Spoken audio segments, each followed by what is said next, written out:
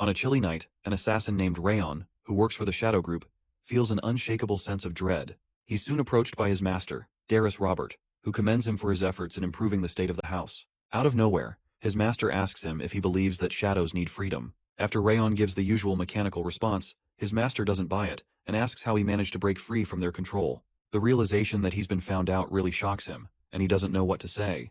The thing is that the house Robert kidnaps or buys young children and binds their minds to make them become assassins and loyal dogs who do their dirty bidding. Somehow, by a stroke of luck, Rayon managed to break free from their control after encountering something during one of his missions. Eventually, he manages to ask his master how he found out, and he's told that all assassins working under the organization are bound with two shackles. The first one is the mind shackle, and the other is something else. A strange pain develops in his chest, and his master informs him that the second shackle is something called a rage worm, which he had implanted inside all of their bodies.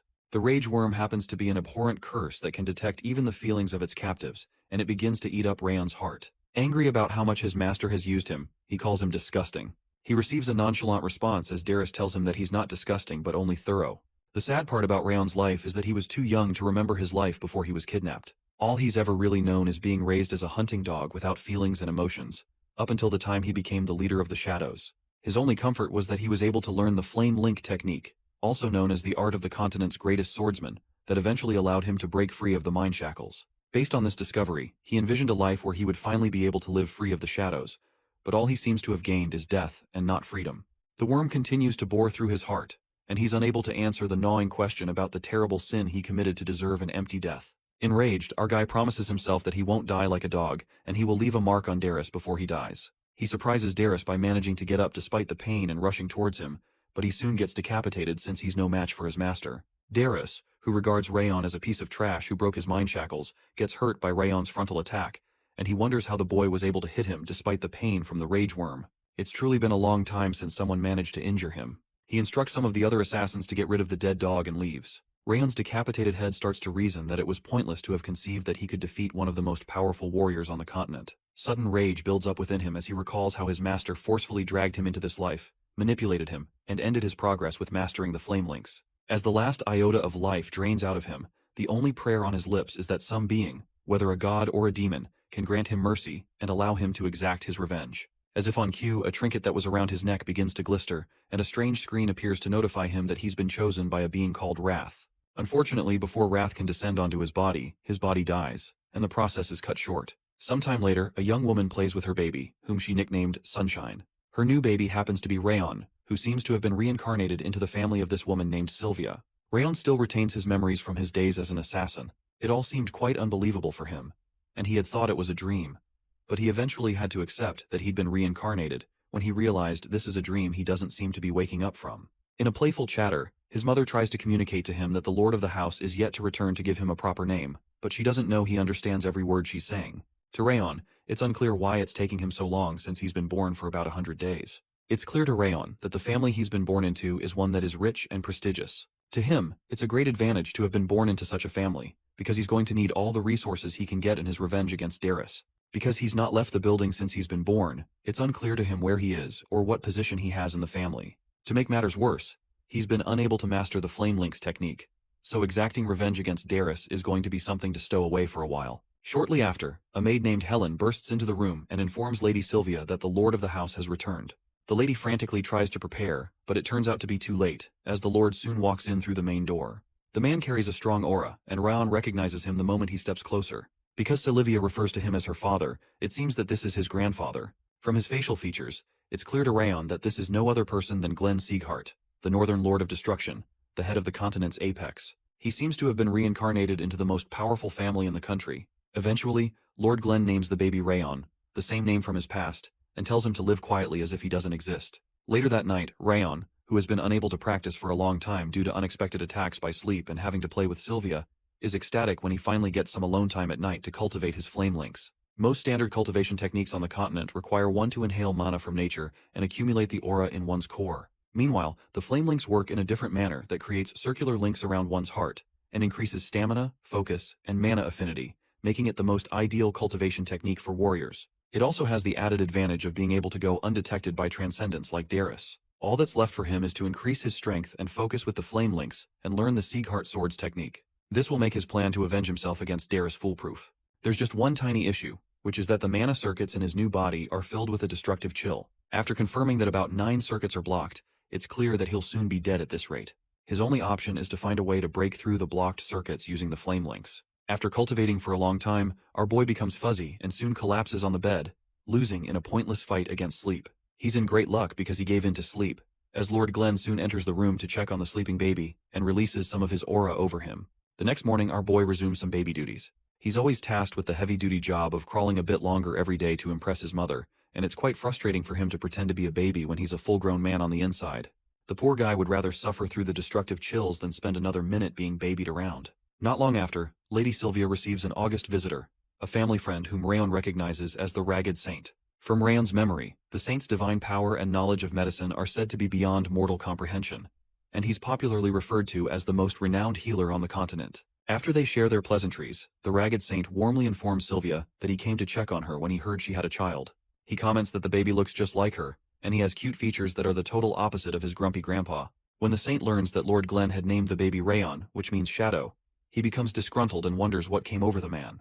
From his tone of voice, it's clear that there's a level of informality between Lord Glenn and the Ragged Saint, and this confirms old rumors that Rayon heard about both men's friendship. After checking Rayon's health, the Ragged Saint discloses to Sylvia that the child has a condition called the Curse of Bitter Frost.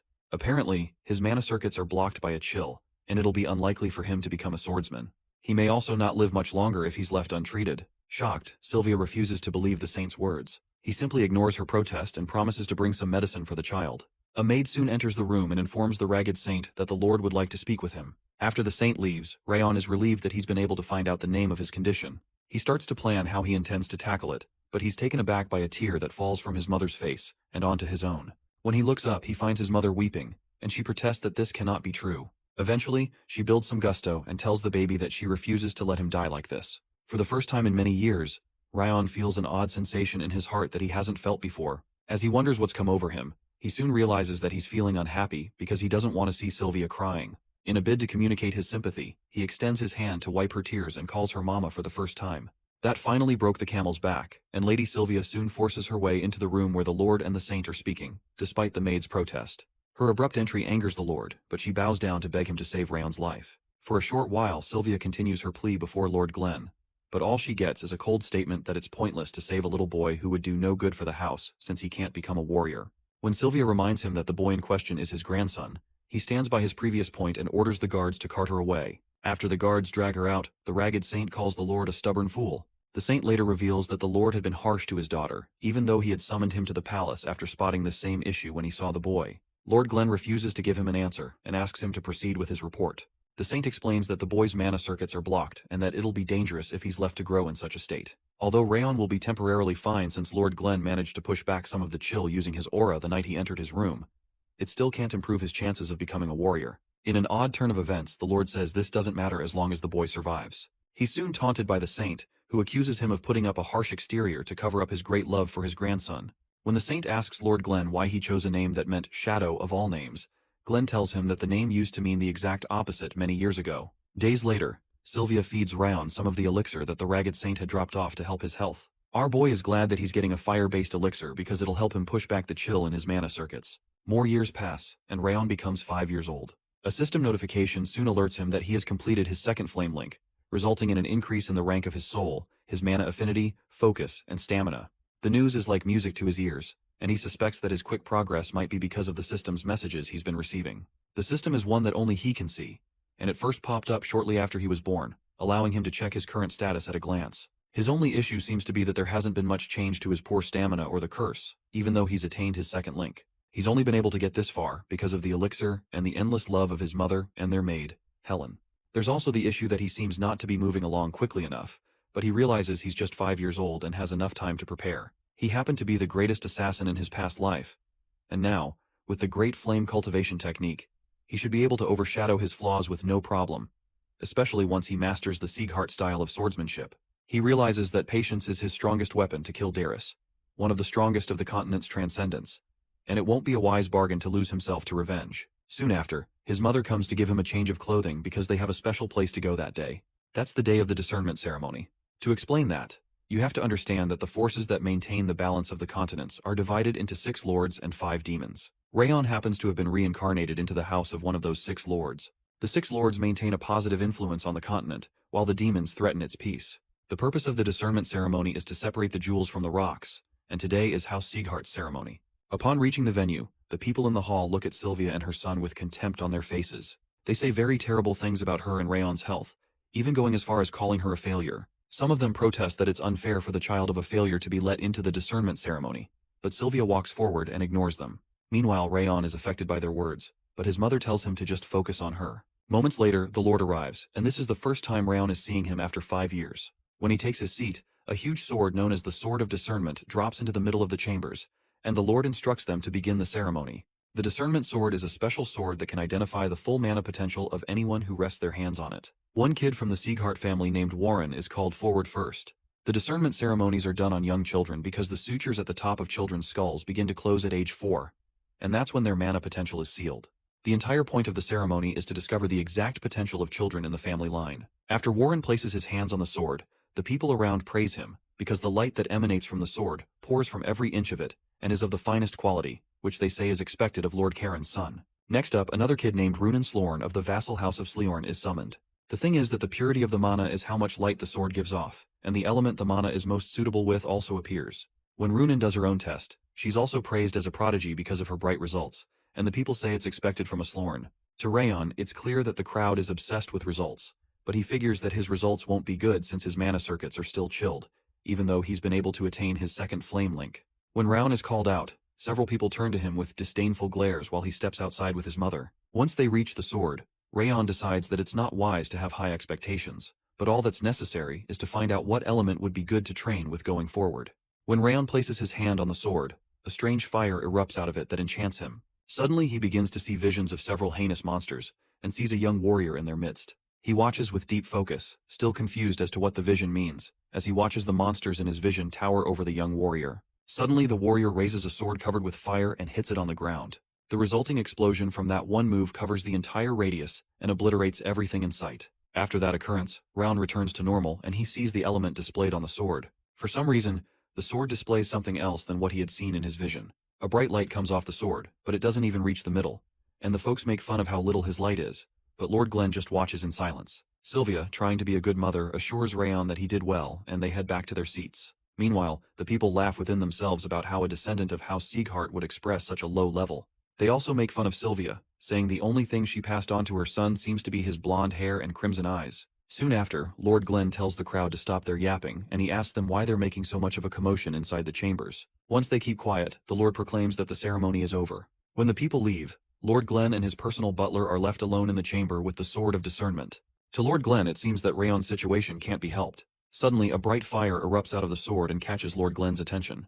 The fire encircles the sword and reaches its peak, which is unlike all they saw during the ceremony. Lord Glenn watches in enthrallment and notices the light is as golden as the sun. From a nearby record, he confirms that the only time that such a light has ever developed is during the ceremony of the founder of House Sieghart, where a transcendental aura fierce enough to melt the flames of the demon realm erupted. Apparently, such a gold-colored mana has only appeared once in the history of House Sieghart, so it's shocking that it's appearing now. After watching the blindingly beautiful light for a short while, the Lord realizes that Rayon is responsible for this, but it doesn't make any sense to him. 7 years after the discernment ceremony, Rayon's stats are displayed on the system window. He still has the curse, terrible stamina, poor athletic ability, and poor mana affinity, but he seems to have worked up some water resistance, which reduces the stiffness in his hands and feet. It seems as if he's quite close to completing his third flame link as well, and he's presently 12 years old. Sometime later, his mother reminds him that they're supposed to go to the next discernment ceremony being held that day. From his past experience, our boy isn't very excited to go because he realizes he'll have to deal with those annoyances once again. Shortly after reaching there, the discernment ceremony for the new set of children is completed. To Rayon, this year's ceremony seems much faster than usual. Before it ends, Rayon is called upon by the Lord, who asks why he hasn't answered the summons to attend basic training as a member of the house after receiving it for a month. Clearly Rayon knows nothing about any basic training, so his mother answers on his behalf. Apparently she had gotten the summons and had not informed him. She pleads with the Lord that Rayon isn't like other children and will experience too much strain to complete the training because of the frost in his body. Her plea falls on deaf ears as the Lord insists that they're on Sieghart land, and there are no exceptions to those who bear the name, nor a right to refuse. From Lord Glenn's perspective, even those who cannot walk should crawl to their training because that's the Sieghart way. Shocked by his words, the lady expresses that she cannot accept those terms. and the Lord asks if she intends to leave the house as she did the last time. He states that they have to abide by Sieghart rules to stay on Sieghart land. Otherwise, they can leave. Like a cat to a fish, the talks of Sylvia leaving once more become the muse of the onlookers, who begin to chatter among themselves about how she left the house. As usual, Rayon isn't pleased to see his mother bashed. From their murmuring, it's now clear why they hate her so much. It's because she left the house. She didn't just leave the house. She destroyed her core and mana circuits even though she had learned the Sieghart swordsmanship. And that's why she has no aura. She did all of this to marry the man of her dreams, but he died shortly after she became pregnant with Rayon. After that loss, she had no choice but to return to the house. Upon her arrival, the family regarded her terribly because she had tossed away her place in the main family. Regardless of all this, Rayon is certain that he can't join them in putting her down because he's her son, and can't stand her being treated this way. All of a sudden, the young boy steps forward to have a word with the Lord, despite his mother's protest. He informs the Lord that he's willing to join the training next month, just as commanded. His submission is met with a rebuttal from one Denier Sieghart, the head of the Palace of Elders, who's sitting nearby. Denier protests that he hadn't known about this before now, and Rayon shouldn't consider basic training as something easy just because of its name. Rayon insists, and even goes as far as saying he will participate in the training to live up to the Sieghart name. That's the part the Lord doesn't like because the Sieghart name carries serious weight. Lord Glenn releases a strong aura toward him, enough to crush his bones, causing blood to come out of his mouth. It's clear to Rayon that this crippling pressure is even stronger than that of his old master Darius, and he balls up his fist in pain to withstand the pressure. When he eventually collapses, his mother and maid, Helen, come to his rescue. Denier as well pleads with the Lord to draw back his spiritual force, saying Rayon is just a child who doesn't know the weight of his words. None of their pleas reach the Lord's ears, and he tells them to let him speak. Sylvia continues to plead, explaining that her son isn't in any state to receive training, and begs him to draw back his aura. Rayon, who remains clasped in his mother's embrace, recalls how he lived in darkness in his past life as an assassin. He was always concealed in the shadows, never revealing his presence. A deep sense of frustration causes him to break free of his mother's embrace in hopes of carving out a better life for himself in this new life. One other motivation he has is his deep desire to restore Sylvia to her original place in the family. Once again he steps toward the Lord and confesses his ignorance about the Sieghart name, especially since he grew up in the annex and not the main house. He declares that his plan is to participate in the training and find out exactly what kind of place this is. A deep sense of responsibility towards Sylvia, Helen, and all the other people in the annex who have helped him calls on him as he makes his defense before the Lord. Intrigued, the Lord asks him if he intends to judge the quality of the Sieghart name solely through their basic training. Rayon affirms that this seems to be the only way available to him. In response, Lord Glenn promises to order the instructor to prepare his best, so Rayon isn't disappointed. The weight of the Lord's aura overshadows Rayon again, and he staggers to the ground. All that's on his mind is how he can combine his experience from his past life as the greatest assassin, along with the power of the flame rings, to stand tall in this house. Even in his fallen state, he swears that he'll prove to them all that the pebble they scorned can become more resilient than they could ever imagine. Meanwhile, at one of the training centers, Karun Sieghart, the head of the Palace of Warriors, speaks with a guard about the seemingly wrong information he got that Raon was an invalid who's practically incapacitated. The guard reaffirms the information by saying that multiple maids in the annex overheard the conversation between the Ragged Saint and Lord Sieghart, and are certain the boy is suffering from a serious illness. To Karun, it was clear that the boy wasn't in stable condition when he saw him, but none of this explains how he was able to withstand the Lord's aura during the discernment ceremony just held. One thing he considers is that Sylvia's potential was truly above the rest, which could explain her son's abilities. In conclusion, Karun asks the guard to order the maids to slip someone into the annex so he can monitor everything that happens there. Meanwhile, Raon overworks himself as usual, and his mother reminds him that she had warned him about this. Sometime later, the 5th Sieghart training grounds welcome Lord Glenn, who has come to speak with the instructor in charge, Lemaire, whom he finds pretending to be asleep. After he forces him up, the duo quibbles back and forth because they're old-time friends. Lord Glenn accuses Lemaire of not having matured a bit after 50 years, and in truth he hasn't, because he's an elf, and doesn't age like humans do. Lemaire suspects that the Lord is here to speak to him about his grandchild, and bluntly states that his mother had also been there moments ago. And he doesn't plan to reduce the training regiment for the boy one bit since Lord Glenn had given him absolute control here. Much to his surprise, the Lord didn't come to plead for his grandchild, but only to ask him to maintain or increase the standard as he sees fit to weed out those who aren't worthy of the training. In Lemaire's mind, Lord Glenn would only be doing this because he loves his grandson deeply and is trying to convey the love he was never able to show Sylvia to him. In response, Lord Glenn states that he would have had him decapitated if it wasn't that they were comrades in arms. After a fruitful chat, Lord Glenn leaves the training ground, leaving Lemaire curious as to what all the fuss about this Rayon is. Meanwhile, Rayon has managed to complete his 3rd flame link, improving his body and soul rank, his constitution and dexterity, his mana affinity, focus, stamina, and increasing his water resistance to 3 stars. Another added advantage is that one strand of the Curse of Frost has disappeared. The message gladdens him, and it's clear that he was able to do this by working hard but not overworking himself, which his mother has helped him ensure. The magical status window also seems to be helping him speed up his growth. All of this is still not as intense as what he's going to go through at the Sieghart training, and even this 3-star flame link can only serve as a solid foundation on which he can build a house. His plan is to display such outstanding accomplishments that all those who mocked him will be permanently silenced, and then take out Darius Robert, his arch-nemesis. While in deep thought, his mother comes to speak with him late at night since he'll be leaving the next day for the basic training. She asks him if he truly has to go because she's afraid he'll keep pushing himself even when he's in pain, until he gets seriously injured during the training.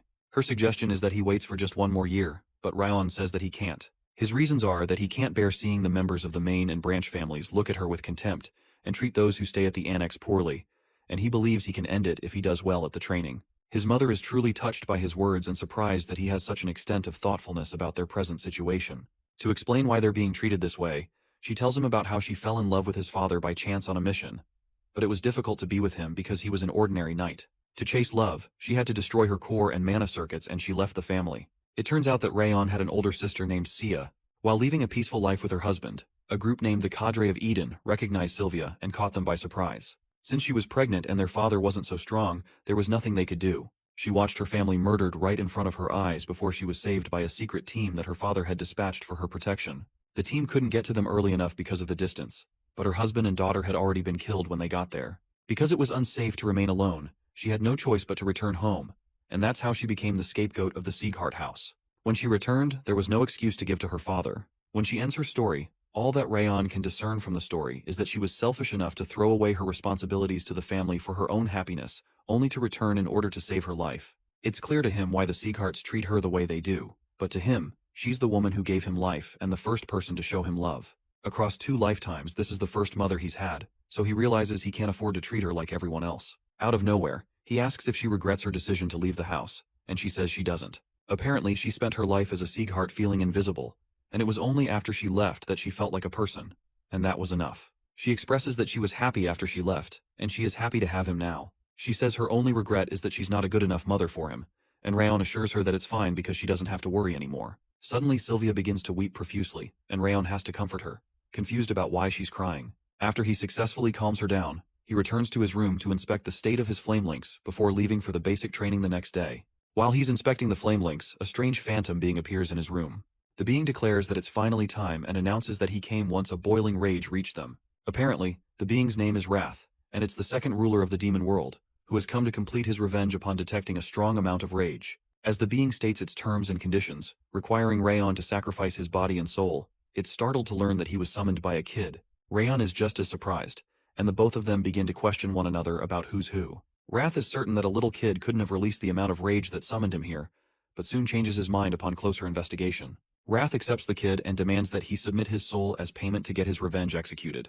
To Wrath's surprise, Rayon rejects his help, stating that he plans to carry out his revenge with his own 2 hands since he plans to enjoy taking Darius's head himself. The being switches up its tone and declares that Rayon seems to be mistaken that this is a negotiation. Apparently, they from the demon world have made their decision, and Wrath is going to take what he wants. In a frenzy, the being surrounds him with a cold fire and rushes toward him like a maniac. Trying to forcefully invade Rayon's body, the impact of the being's intrusion causes our boy's body and mind to start to freeze over. As an incentive, the spirit informs him that they can obliterate any foes he has, even if it's a god, once he accepts them and allows their rage to bubble on the inside. Due to Rayon's increased water resistance, he's able to withstand the chill to a degree, but the being happens to be attacking with more than cold.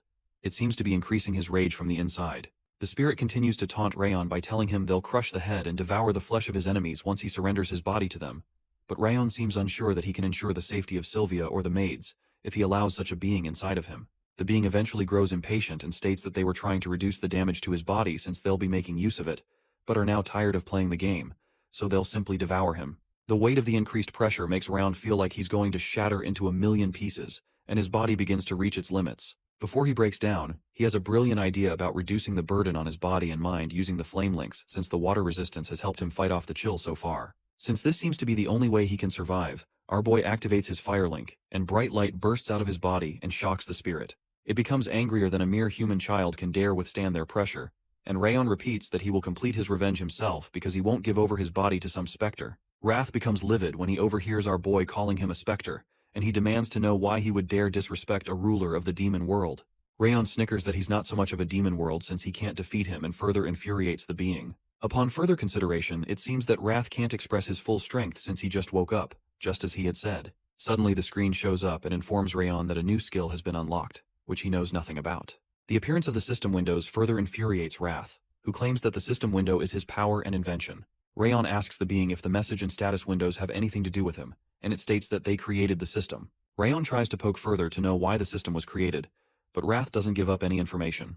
The being eventually overshares when Rayon asks if the system was made to speed up growth, and Rayon senses that the spirit can't hide its emotions, as expected of one named Wrath. Apparently, the effects of the flame links are now stronger than in Rayon's previous life, because that's exactly what it was made to do: speed up growth. When Wrath demands that he either hands over his body or gives the system back, Rayon tries to hit him with a mana-packed punch, but even that doesn't work. When Wrath notices that it's going to be futile to subdue the boy, he wraps himself around his hand and transforms into a bracelet. He does this because it hasn't been long since the seal was broken and his true power hasn't returned. His plan is to wait patiently until his power returns so he can take his rightful position. Rayon considers taking off the bracelet, but it doesn't seem to be a good idea because it can cause the system to disappear or leave the spirit to harm Sylvia or Helen. To him, it seems like a much better idea to keep the spirit close by so he can keep him under control as he grows. Rayon also asks Wrath why he would transform into a flowery bracelet of all things, and Wrath insists that it's his preference, and Rayon has to respect that. The next day, Lady Sylvia feels tense about Rayon leaving the house, and Helen comforts her. When Rayon steps out, ready to leave, a look of gloom is evident on the women's faces. Before leaving, Helen reminds Rayon not to overexert himself, and he promises to be careful. After sulking for a little while, Sylvia finally asks Rayon to do his best and sends him on his merry way. When he leaves, Sylvia seeks some assurance from Helen that her baby will be fine, and the maid reminds her that Rayon's health has improved greatly, and he just might complete the training in full. Her words serve as comfort to Sylvia, who had profusely wept while they were inside as Rayon promised her that he wouldn't overwork himself or let himself get hurt. Shortly after, several children gather at the entrance of the 5th training ground and chat with one another. Meanwhile, Rayon stays on his own, and considers how not only members of the main and branch families are on the training ground, but also vassal families and outsiders who received recommendations. Not long after, some boys gossip about Rayon's tiny limbs and jokingly wonder why he doesn't just run away from the training. They even joke about the flowery bracelet he's wearing, and Wrath becomes infuriated. The spirit begins to rain curses on the boys, but they're in luck because they can't see him at all. Once he overhears their bickering, Rayon walks up to them and asks why they don't say it to his face instead of whining like mosquitoes. They're surprised, but they immediately become defensive, questioning why a child from the branch family who got locked in the annex would speak to them that way. The funny part is that they're also from the branch family, so it's unclear how they'd have the nerve to ask why he dares speak to them. When he points out that you only speak to people who are lower than you in such a way, the boys are further infuriated, and one of them grabs Rayon's shirt, reminding him to know his place. A maniacal look crosses Rayon's face, and he starts to crack his knuckles, only for one other kid from the main family to stop them. The boy turns out to be Warren Sieghart, the prodigy who had been tested before Rayon in his first discernment ceremony. Warren chastises the boys for their rash behavior, and asks them if they plan to make a fool of the family in front of outsiders who were invited. The boys promptly retrace their steps and apologize to Warren. To continue from where they left off, Warren walks up to Rayon and asks him if he still doesn't know his place. He proudly states that Rayon is just dust that he can easily brush away whenever he sees fit, and he warns Rayon to keep his head down if he doesn't want to get chased out of the annex as well. In Warren's mind, Rayon is only here in the training grounds because he was able to take advantage of the situation while in the discernment chambers, and not because he has any real skills. To him, he's merely a failure who's just waiting to get kicked out of the training. As the boys walk away, Warren tells Rayon to get lost if he has no plans to participate in the training, since there's no assurance that he'll pass anyway. Before he can move away, Rayon retorts that Warren should have put more enthusiasm into all the crap he just spilled. He reminds him that being a member of the main family doesn't make him important since he has no rank. He's not a trainee, and he has no authority to do anything to him. He jokes that his only chance is to go complain to his father, and Warren becomes red in the face. He can only respond with the usual, "How dare you?" before Instructor Lemaire breaks the door open and begins to address the students. Lemaire finds it amusing that the boys are already fighting before the fight officially begins. Rayon, who didn't know who the instructor would be, recognizes him as the Sword of Light, who had retired after his core got damaged. Lemaire scatters the boys and tells them to wait until after the admission ceremony to fight. At the ceremony, Lemaire introduces himself to the boys. Apparently, there are 160 people attending this training, and that's a large number to him, so he tells them that he'll trim down the number to just a quarter with a test. The kids are scared stiff that so many of them will be thrown out on just their first day. Lemaire informs them that his word is law on these grounds and offers that they can take their complaints to the head of the house. Shortly after, the test of stamina and focus starts, and the kids begin to run on a track. The instruction is for them to run at full speed until Lemaire tells them to stop. Wrath interrupts again, wondering why Rayon is staying at the end of the race instead of moving forward. In Rayon's mind, this isn't a competition, so there's no need to be faster than the others, especially since their instructor must be observing resilience and temperament rather than surface things. He's certain that the last man standing will be the victor of this test, and he's going to make it to the end. The secondary instructors notice that the two people in the forefront are Warren and Runan, who they're sure will have terrific futures if they're already this good at a young age. When they spot the infamous Rayon, they also notice he can't seem to keep up, but they consider that it's impressive for someone who's sick. The instructors predict that Rayon will fall out soon, but Lemaire just watches keenly. In Lemaire's mind, he's never quite seen a kid like Rayon. So far, he's been unable to access the qualities of the continent's most powerful humans because their depths were beyond his understanding. But he can see the threads and colors of what kind of people the other children will become. The only issue is that he can't seem to see any color for Rayon. The only time such a thing happens is when the person's potentials are stronger than his range of understanding. The boys who taunted Rayon before look back at him, and they joke that he's not going to last another 10 minutes. Meanwhile, Rayon is surprised that all they're doing is running when this is supposed to be training. In his past life, they set starving beasts loose to chase them, and they had to run for their lives, which makes what they're doing here pretty vanilla. Some time passes as the kids continue their running. Lemaire is surprised that Rayon is still running, even after his stamina hit bottom a long time ago. It's clear that this is more than just determination, because the kid is obviously wrung dry. This level of focus, Lemaire reasons, is only possessed by those who have endured torment and faced death over and over. The story keeps getting more interesting, and Lemaire keeps getting interested. On the track, Warren notices that Rayon is still running hot behind him, and he wonders how that's even possible since the boy is sick.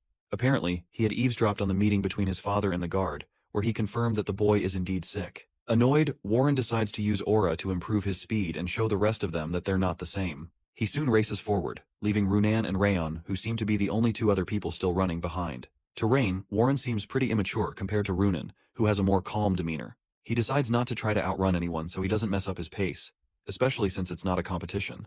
The other students are seen to have fallen by the side. Some of them wonder who the heck Rayon is, and some of them are jealous since they've heard that he's a sick kid. Rayon overhears one of the kids asking if he doesn't get tired. He almost laughs from inside because the chills in his body make him feel like he's about to die, and his heart and lungs might collapse at any moment. The only way he's been able to stand the chill is because he's been able to use the flame links to squeeze out some stamina. When Wrath detects Rayon's fatigue from the chills, he tries to take advantage of the situation and demands that he surrender his body to him so he can surpass the little runt, referring to Warren. With the maniacal smile on the spirit's face, Rayon realizes that he's about to get into trouble, and this is true as Wrath hits him with another cold attack. The attack hits hard, and Rayon begins to feel hazy, but he has to pretend like nothing is going wrong. Wrath is certain that no human can withstand this level of power, but Rayon struggles to hold on because he knows the spirit will devour him if he shows any sign of weakness. Eventually, nothing happens and Rayon keeps running. Wrath becomes enraged and wonders why their rage isn't working on the little boy. Meanwhile, our boy, who feels like he is about to die because he can't even control his body, his failing vision, and his breath, is nearing his limit. Just as he's about to hit his limit, the voice of the instructor pierces through the air and stops the exercise. After they stop, Warren holds Rayon in contempt for not giving up till the end, but Runan just watches him with interest. Meanwhile, Wrath still finds it hard to understand how Rayon was able to handle the onslaught of cold. But Rayon reminds him he told him not to waste his time training. Instead of stopping him, Wrath's attack actually helped his flame links grow stronger since it allowed him to exert his body much more. Suddenly, a screen appears and notifies Rayon that he has met the condition of intense movement that surpasses his current constitution. Because of this, his strength, dexterity, and constitution increase a bit, which only further infuriates Wrath. After the kids gather together, Lemaire commends everyone for their hard work, and informs them that he lied about reducing their number to just a quarter of the initial. He says it wouldn't make sense to fail that many of them on the first day, and he hadn't said this would be the test that most of them would flunk. However, he states that if they all treat their training the way they did today, most of them will certainly fail, especially since he told them to go at full speed, and none of them ran at full speed until the end, except Warren, who sneakily used aura. Lemaire reminds them to take things seriously by following his instructions so they don't fail, though it won't be easy. From that point on, they all became temporary trainees, up until the exam they have in 6 months, when they will no longer be temporary if they pass. At the end of 6 months, Lemaire is also going to choose a valedictorian from among them. Later on, Lemaire heads into the nearby woods to nap on a boulder, only to find Lord Glenn there. Lord Glenn asks how the test went, and he's told that Warren and Runan have great potential as expected, and the other children are more than capable of becoming future pillars for House Sieghart. The only issue seems to be the fact that Lemaire can't seem to see anything when it comes to Rayon's case. Lemaire recounts how the boy ran all the way to the end even though he was out of stamina, and he confesses that this is the second time this has happened, the first being Master Glenn. For Lemaire, the developing situation seems to be a source of entertainment since he's been so bored after his core got shredded. As the Lord leaves, Lemaire says that it seems like someone who he can entrust his future to will come out of this batch of trainees. Lord Glenn, on the other hand, insists that it must be a coincidence and the child is incapable of becoming a swordsman, but Lemaire doesn't buy that. Meanwhile, Rayon decides to go to the center's training room right after they just finished such rigorous training, catching the attention of some boys who overhear him. Once he leaves, the boys argue amongst one another about how Rayon must have been using a trick to last so long during the run because it's confirmed that he's sick. One of them, who's from a branch family, Crane Seagrat, shares with them that he heard a rumor that the elder gave our boy an elixir, and that must be what he used. The boys become angry that Rayon got the upper hand over them because he used an elixir, so they decide to teach the smug brat a little lesson. Moments later, they suddenly throw Rayon against a tree, but he doesn't seem to know why they've suddenly come to attack him. The boys let him know they're angry that a boy who got kicked out of the main family has the nerve to be smug after using an elixir to run. The kids begin to crack their knuckles, saying they just want to have a conversation with him. As usual, Wrath is angry that he would put up with such treatment and seeks to crack the boys' heads open. While the words are still in Wrath's mouth, Rayon, who is a maniac on the inside, enjoys it as he beats up all three boys and leaves them in a terrible state. The sight of the boys getting beaten is so beautiful that Wrath almost begins to blush. After the boys are on the ground begging for mercy, Rayon asks if Warren had set them up to do this. He's told that Warren has nothing to do with this, which he struggles to believe because he's certain that Warren hates his guts. Once he confirms this, he threatens the boys that something worse can happen to them if anyone knows about their little conversation, or they ever approach him again. The boys scurry off in fear, glad that they didn't die in the process. Meanwhile, Lemaire, who had been watching from behind a tree, enjoys the show, and he feels as if he was watching the young Master Glenn once again. This reinforces his suspicion that Rayon is an unknown potential hidden among the greatest potentials. When he gets back home, the system notifies Rayon that he's met another condition by satisfying Wrath with his actions, and his dexterity has increased by 1. As usual, this just makes Wrath go crazy that he'd get additional points just for pleasing him, and he protests that the system is nonsense. When Rayon reminds him that he made the system, Wrath angrily replies that this is new to him because he's never had his system stolen before. After Wrath starts to curse and notices that Rayon isn't paying him any attention, he decides to make him an offer. The offer is a choice to get additional points for his stats by winning or accept some of his rage by losing, and all he has to do is ensure he ranks first in the trainee exam like Lemaire had proposed. After Rayon notices that he can also get a random attribute by winning, Wrath explains that he'll get one of their attributes, whose rank will be adjusted to match his weak body. He's also informed that the wrath he'll gain by losing is a tiny amount of rage carried by the spirit, which will only be a tiny amount but can grow into an uncontrollable amount sometime in the future. Because the spirit states all the terms up front, Rayon realizes he's not lying, and considers that the rewards far outweigh the risk. It's clearly a poisoned apple, but it's clear that his experience from his past is enough to help him come first, so our boy accepts his offer. His acceptance causes a grin to develop on Wrath's face, as he becomes certain that his plan to slowly take over Rayon's body is coming to fruition. Sometime later, the children go through another exercise. They're clearly exhausted after running around all morning and then doing a horse stance as instructed by Lemaire. Lemaire urges them on, stating that this stance is the foundation of all the training schools, and everyone has to do it. He tells the boys to maintain the position till he tells them to stop, and he goes to take a nap. To give them an incentive not to quit when he goes, he reminds them that they'll be the ones taking the final test, and not him. Some of the students begin to complain about the tiring exercises, and wish they could start learning how to use swords. After the exercise, Warren gathers some of the boys to go learn some sword techniques on their own, because their swordsmanship may become rusty if they spend all their time learning these basic exercises. Even though Wrath tries to urge Rayon to go join the other boys to practice the sword, Rayon doesn't believe it'll do them any good to start learning how to use swords at their current skill level. In his perspective, stamina and strength are what they need, not sword training. It's much worse for him because he has the curse of the bitter frost, so it's expedient that he prioritizes the basics. While Rayon is busy working out in the gym, he's stalked by Runan Slorn of the Vassal House, who is surprised by how he's been able to increase to bigger weights in just a few days, even after she heard he was sick. It makes no sense that he is able to increase weights at such a quick pace, and she even wonders if it's because he's using a different stance from everyone else. When she becomes more curious, she approaches him, but doesn't say a word. Her stare catches Rayon's attention, and he tries to ask her what she's doing there. He doesn't get a reply from her, and she just keeps asking herself what's causing the sudden increase in Rayon's growth. As she watches him in silence, something suddenly occurs to her, and she walks past Rayon to sit on another weight nearby. She starts to lift weights, and her behavior freaks Rayon out, so he leaves her alone. Eventually he goes to other weights, but Runan keeps following him around. While she's with him, she remembers that she had caught a scent from Rayon just a few moments ago, which made her body feel lighter and helped her lift far more than her usual weight limit. When he starts to get creeped out, Rayon asks her if there's something she'd like to say to him, but she says there isn't any. Eventually Runan decides within herself that she'll follow Rayon everywhere he goes, Shortly after, Warren and the boys step into the gym, and they're annoyed to see Runan going around with a boy who got expelled from the main family. To Warren, there's no point in doing such repetitive and simple basic training, and he's certain Rayon is doing it because he has a weak body, and he'll never be able to reach the superior quality of their bodies. To prepare for the upcoming test, he rallies the other boys to keep practicing their swordsmanship, especially not to get rusty. The boys soon leave, and Warren is certain that the exams will clearly show whether his way or Rayon's way works. Sometime later, a boy named Dorian respectfully asks Rayon if he can come train with him when he notices Runan following him around.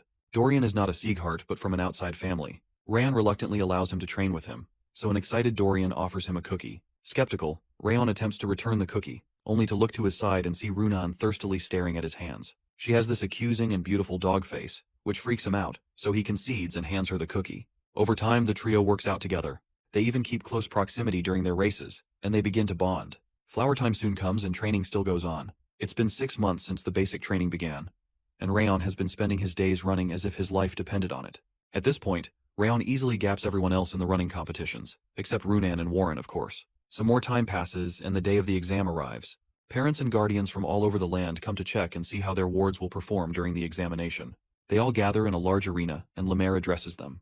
In the crowd, Sylvia, Helen, and Lord Karen are seen occupying some seats. Meanwhile, Wrath happily comes to remind Rayon of their wager. He's certain that Rayon will lose and accept their rage, since he's been unable to get past Runan and Warren during the training. Rayon quickly dismisses him, saying exams are a different ballgame, and you never know what can happen. Shortly after, Runan and Rayon find Dorian crouched somewhere, fearful about the result of the exam. The bond between Rayon and Runan has clearly developed, as she randomly offers him a cookie. Looking at the kind of people around him, our boy is worried that he seems to be attracting only weirdos. Meanwhile, Helen and Sylvia rejoice because their boy has valiantly lasted through the 6 months of training with his head held high, as well as made some friends. Shortly after, an announcement is made about the arrival of the head of the house, who also comes to join the others to watch the display. It seems like it's not his usual habit, as the folks are surprised to see him at the event. Eventually, one person reveals that this is the Lord's first time attending this event. When Lemaire expresses his surprise at the Lord's presence, he gets a reply from Master Glenn about how this exam decides the future of the house, and it's imperative for the Lord to be there.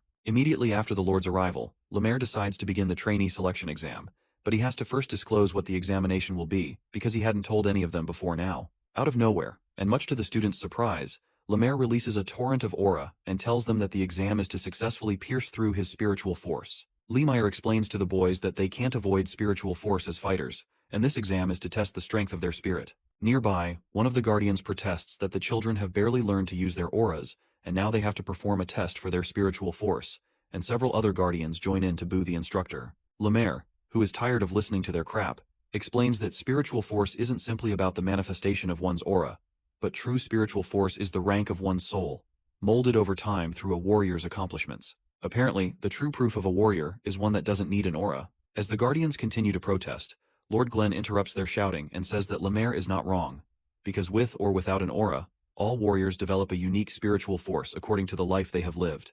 Depending on the intensity of the training, even those without auras are capable of developing strong spiritual force. The Lord's words silence all protest, and Lemaire says they can move on with the exams since they don't have any more complaints. The first person to be called upon is Runan. Lemaire tells her that the spiritual force he's about to exude is one that she can beat if she has given her all during training, and she'll pass if she successfully pierces it. With a smirk on his face, Lemaire begins to release a barrage of spiritual force at her that shocks her. The force clearly affects her because she soon starts wincing, so she's told that using her aura will automatically disqualify her, and her only option is the mental fortitude that has gotten her through the training. Despite the growing pain and opposite tide of the spiritual force, she manages to struggle through it and lay a hold on Lemaire's hand, which makes him proud of her success. She almost falls down, so he has to hold her up to stabilize her. He even commends the effort she's been putting into her training and says she should continue on that path. Much to his horror, Dorian is the next person called for the exam, and he's sweating as if he saw a ghost. He's asked to do the same thing Runan did by piercing through the spiritual force using the mental strength he's built during the training, but Dorian doesn't seem to think he has any. When posed with the other option of failure if he can't perform the task, Dorian forces himself through the storm, but collapses midway. Meanwhile, Rayon notices that the spiritual force dissipated for Dorian's test is different, and he wonders if Lemaire is adjusting the intensity of the spiritual force based on how much he has observed each child, and noted their individual strengths. Eventually, Dorian manages to lay hold of Lemaire's feet, and the instructor congratulates him. He's also told to have more confidence in his abilities going forward. It's only sad that Dorian vomits all over the place after such a huge compliment. The next person that's called up is Warren Sieghart, and he's put through the same test.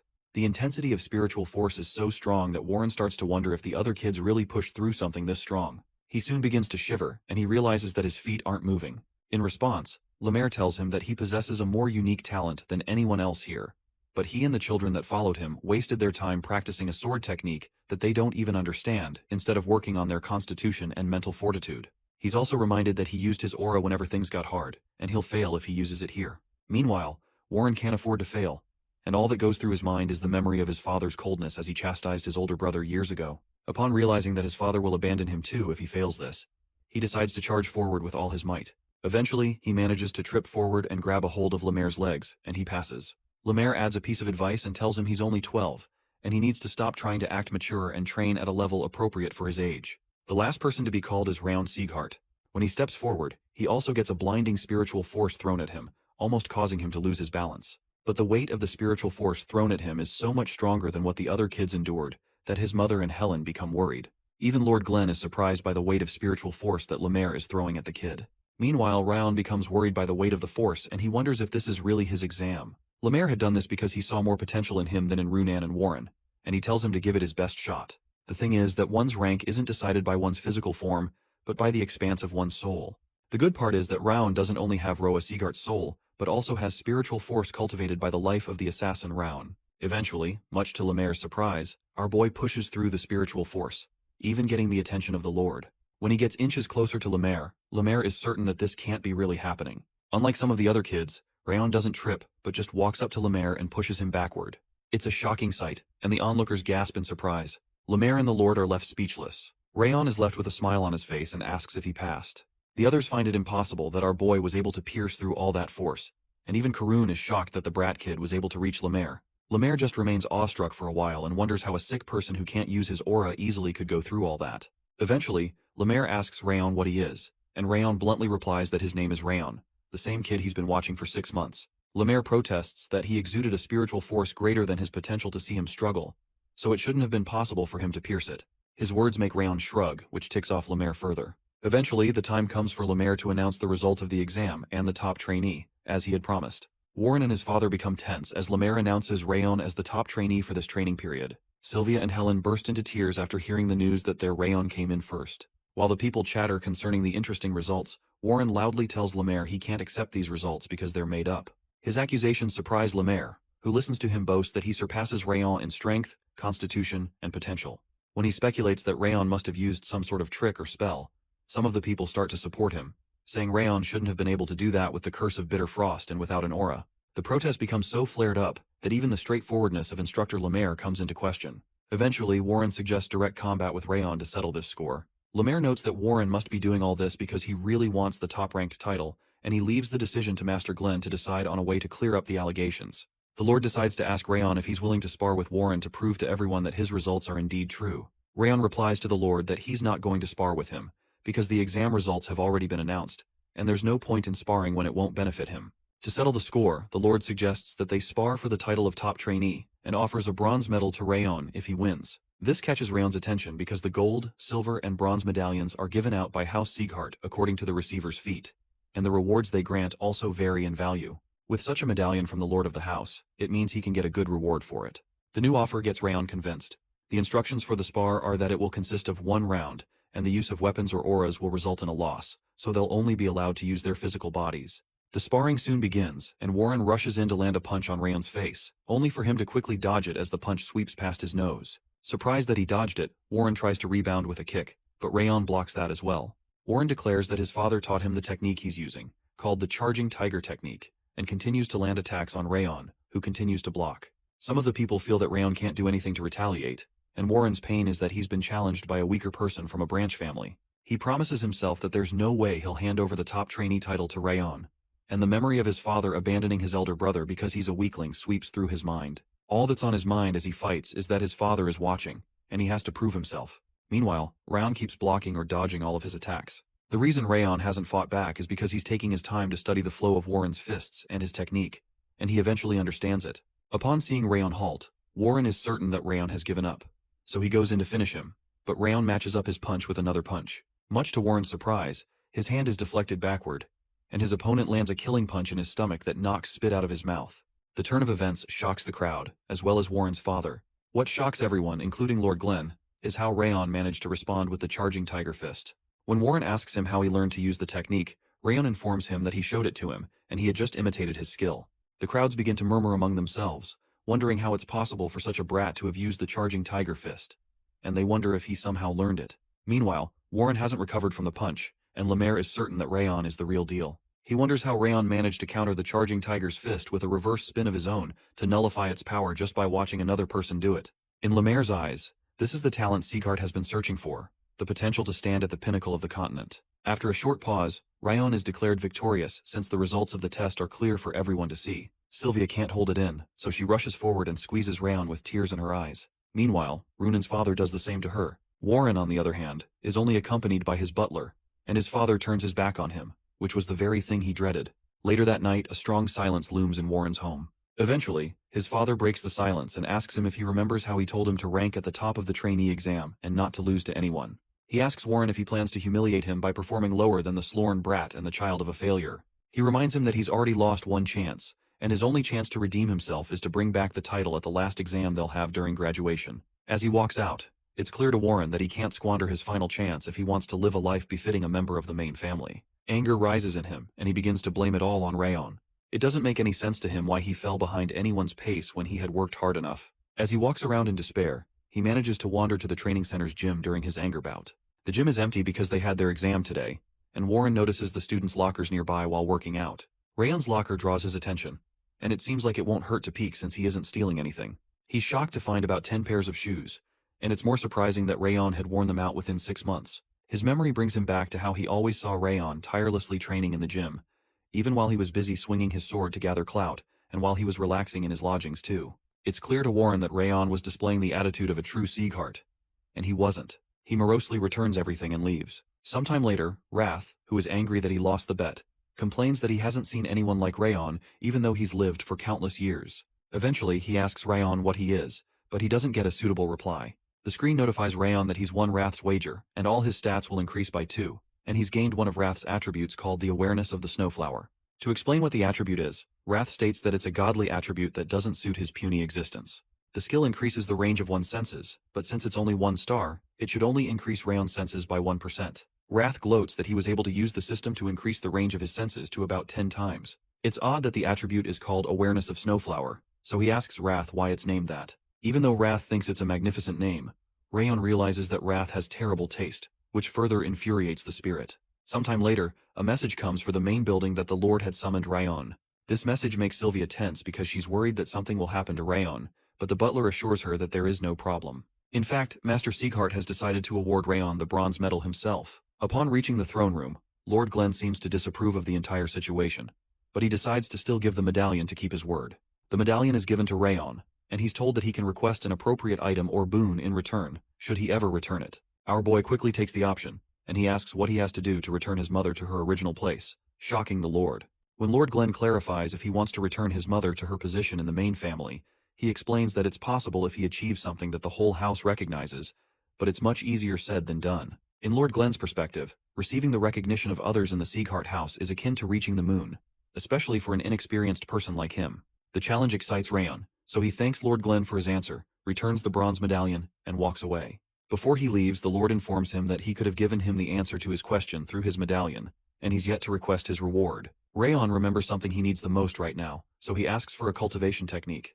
But he's soon told that the instructors will teach him that as he progresses through basic training.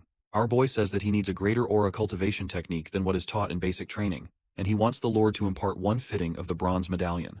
The shadow cultivation technique he learned in his previous life isn't enough for him, and he'll need a stronger one if he plans to return Sylvia to her original position and take Daru's head. After the Lord snaps his fingers, a mysterious library opens up, displaying an archive of several books, much to Rayon's surprise. The library shelves fill up with hundreds of books that tower over Rayon. Lord Glenn informs him that this is a small fraction of the Sieghart bookshelves, and all he needs to do to get the book he needs the most is to stand at the center and raise his hands. As he does what he's told, he hopes that the new technique he gets will be better than the shadow technique. Suddenly one of the books leaves the bookshelf on its own and descends onto Rayon's hands. A worn-out book appears in his hands, but the book that's selected shocks Lord Glenn and his butler. Lord Glenn wonders how it is that he got that specific book. Meanwhile, flames shoot out of the book toward Rayon, and he wonders what that has to do with a cultivation technique. When he opens the page, an explosive light bursts out of it, shocking Rayon. The Lord is clearly awestruck as the fire bursts out of the book. Suddenly a vision appears in front of Rayon. In this vision, Lord Glen receives a report from one of the guards that Sylvia had left the house, but he tells the guard that none of that concerns him, and the growth of the house comes first to him. According to the vision, during the days when the Lord believed expressing emotions was a luxury and only thought of the growth of the house, he earned martial power that surpassed the limitations of the demons. However, he lost something in return. In that vision, Lord Glen later receives a message that his son-in-law and granddaughter were ambushed by a group called the Eton Mask, and they've been killed. And the Lord begins to tremble. Somehow, the Lord happened to reclaim his emotions, but there was nothing that could turn back the hands of time. He eventually decided that, regardless of the hate he'd get, he would give his all to protect the boy this time. All this is still pretty confusing to Rayon, and he wonders what sort of book this is. Shortly after, the book disappears, and it seems like the essence of the book fills up Rayon's body. He's soon called out by the Lord, who asks him what he just did, but he says he doesn't know, and all he knows is that he happens to know the content of the cultivation technique that disappeared just now. To confirm if he truly does, the Lord asks him the name of the cultivation technique, especially since he didn't read the book. After a short hesitation, Rayon says that it was the Million Flames technique. The screen soon pops up to notify Rayon that the Million Flames technique is burned into his memory, and he has faced the flames of eternity. This seems to be the usual process of being imparted with the aura cultivation techniques in the Sieghart library, and Lord Glen confirms if Rayon remembers the content of the book he just received. When he confirms that he does, Lord Glen informs him that he has received the reward befitting the bronze medallion, and he's excused. After Rayon leaves the hall, the butler remains awestruck by how Rayon was able to absorb the cultivation technique in the book. The specific technique in the book belonged to the founding lord of the house. In all of the house's history, no one has been able to receive nor read the cultivation technique of the first master of House Sieghart, so it was never expected that the book he'd get handed is the Million Flames technique. The butler becomes worried for the safety of Lady Sylvia and Lord Rayon if anyone were to find out that he received such a technique. But Lord Glen assuages his worries and informs him that no one knows about the technique. Meanwhile, it's clear to Rayon that the book and its content seem to have been passed on to him. According to Lord Glen, no one has been able to use the technique as it was, and it would have rotted away on the shelf if not for Rayon. So it seems to him that times are changing. To Rayon, it doesn't make any sense that Lord Glen would give him something so valuable, even more valuable than the worth of a silver or gold medallion.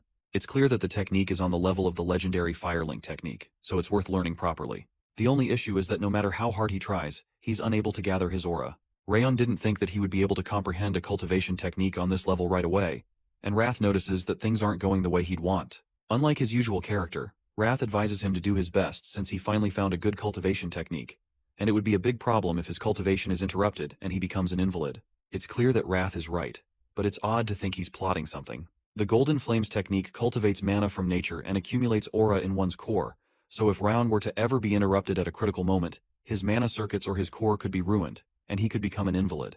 The worst part is that he's particularly at risk because of the chill blocking his circuits. Because of the smirk on Wrath's face, Rayon tells him not to even think of interrupting him, but his words fall on deaf ears. When he realizes that Wrath won't listen to him, Wrath bluntly tells him that he will interfere once during his cultivation. Still creeped out, Rayon states that his body will be of no use to the spirit if he becomes an invalid, but it doesn't seem to matter to Wrath. This is because even though a normal human could never overcome it, Wrath can fix the body to use it. In Wrath's eyes, this is a golden opportunity that can't be passed on. Rayon tries to appear unfazed by the whole thing, but Wrath tells him to take off the act and quiver in fear because it's uncertain when he will wage his assault. For the first time, Rayon starts to see Wrath as the enemy. It's not surprising, since he's a demon and an incarnation of Wrath, so he won't pass up the chance to devour his whole body if he gets a simple chance. Prior to this time, Rayon had not paid attention to him because he's been behaving well, but it now looks like he has to keep a close watch on him. Also, another pressing matter on the ground is the fact that there's a maid that our boy has noticed always steps out at night for no specific reason. Meanwhile, the maid, Judy L., who seems to be Lord Karun's spy, writes a report about how there's usually nothing to report about Rayon apart from the fact that he mumbles to himself, but she finally has something to report. What Judiel is about to report is the caliber of the cultivation technique that he received from the Lord with the bronze medallion, and how extraordinary the mana flow she sensed during his cultivation was. It's clear to her that the information she has is something that the Palace of Warriors will find important.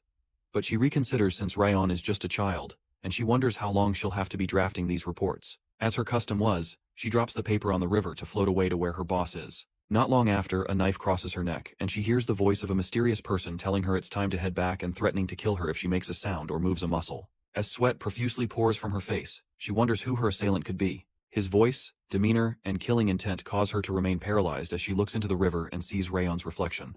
He soon informs her that he's sensed someone keeping tabs ever since he returned home and asks if she's satisfied with the information she's gathered. It's odd that he's been able to do that, because the maid's pretty sure she hasn't left any trace while trailing him. It's now clear that Rayon has just been pretending not to notice her all along. After forcing her to open her mouth, Rayon forces something into it that causes her to become nauseous. Then he retrieves her report from the river. Since he can't read the message on the paper, it's clear that she used a special paper that requires a special reaction to unveil it. After making some guesses and seeing how she reacts, he guesses that it's moonlight, much to her shock. Furthermore, her facial expression also changes after she mentions a few names and reaches Karun Sieghart, so he recognizes that she's taking orders from him.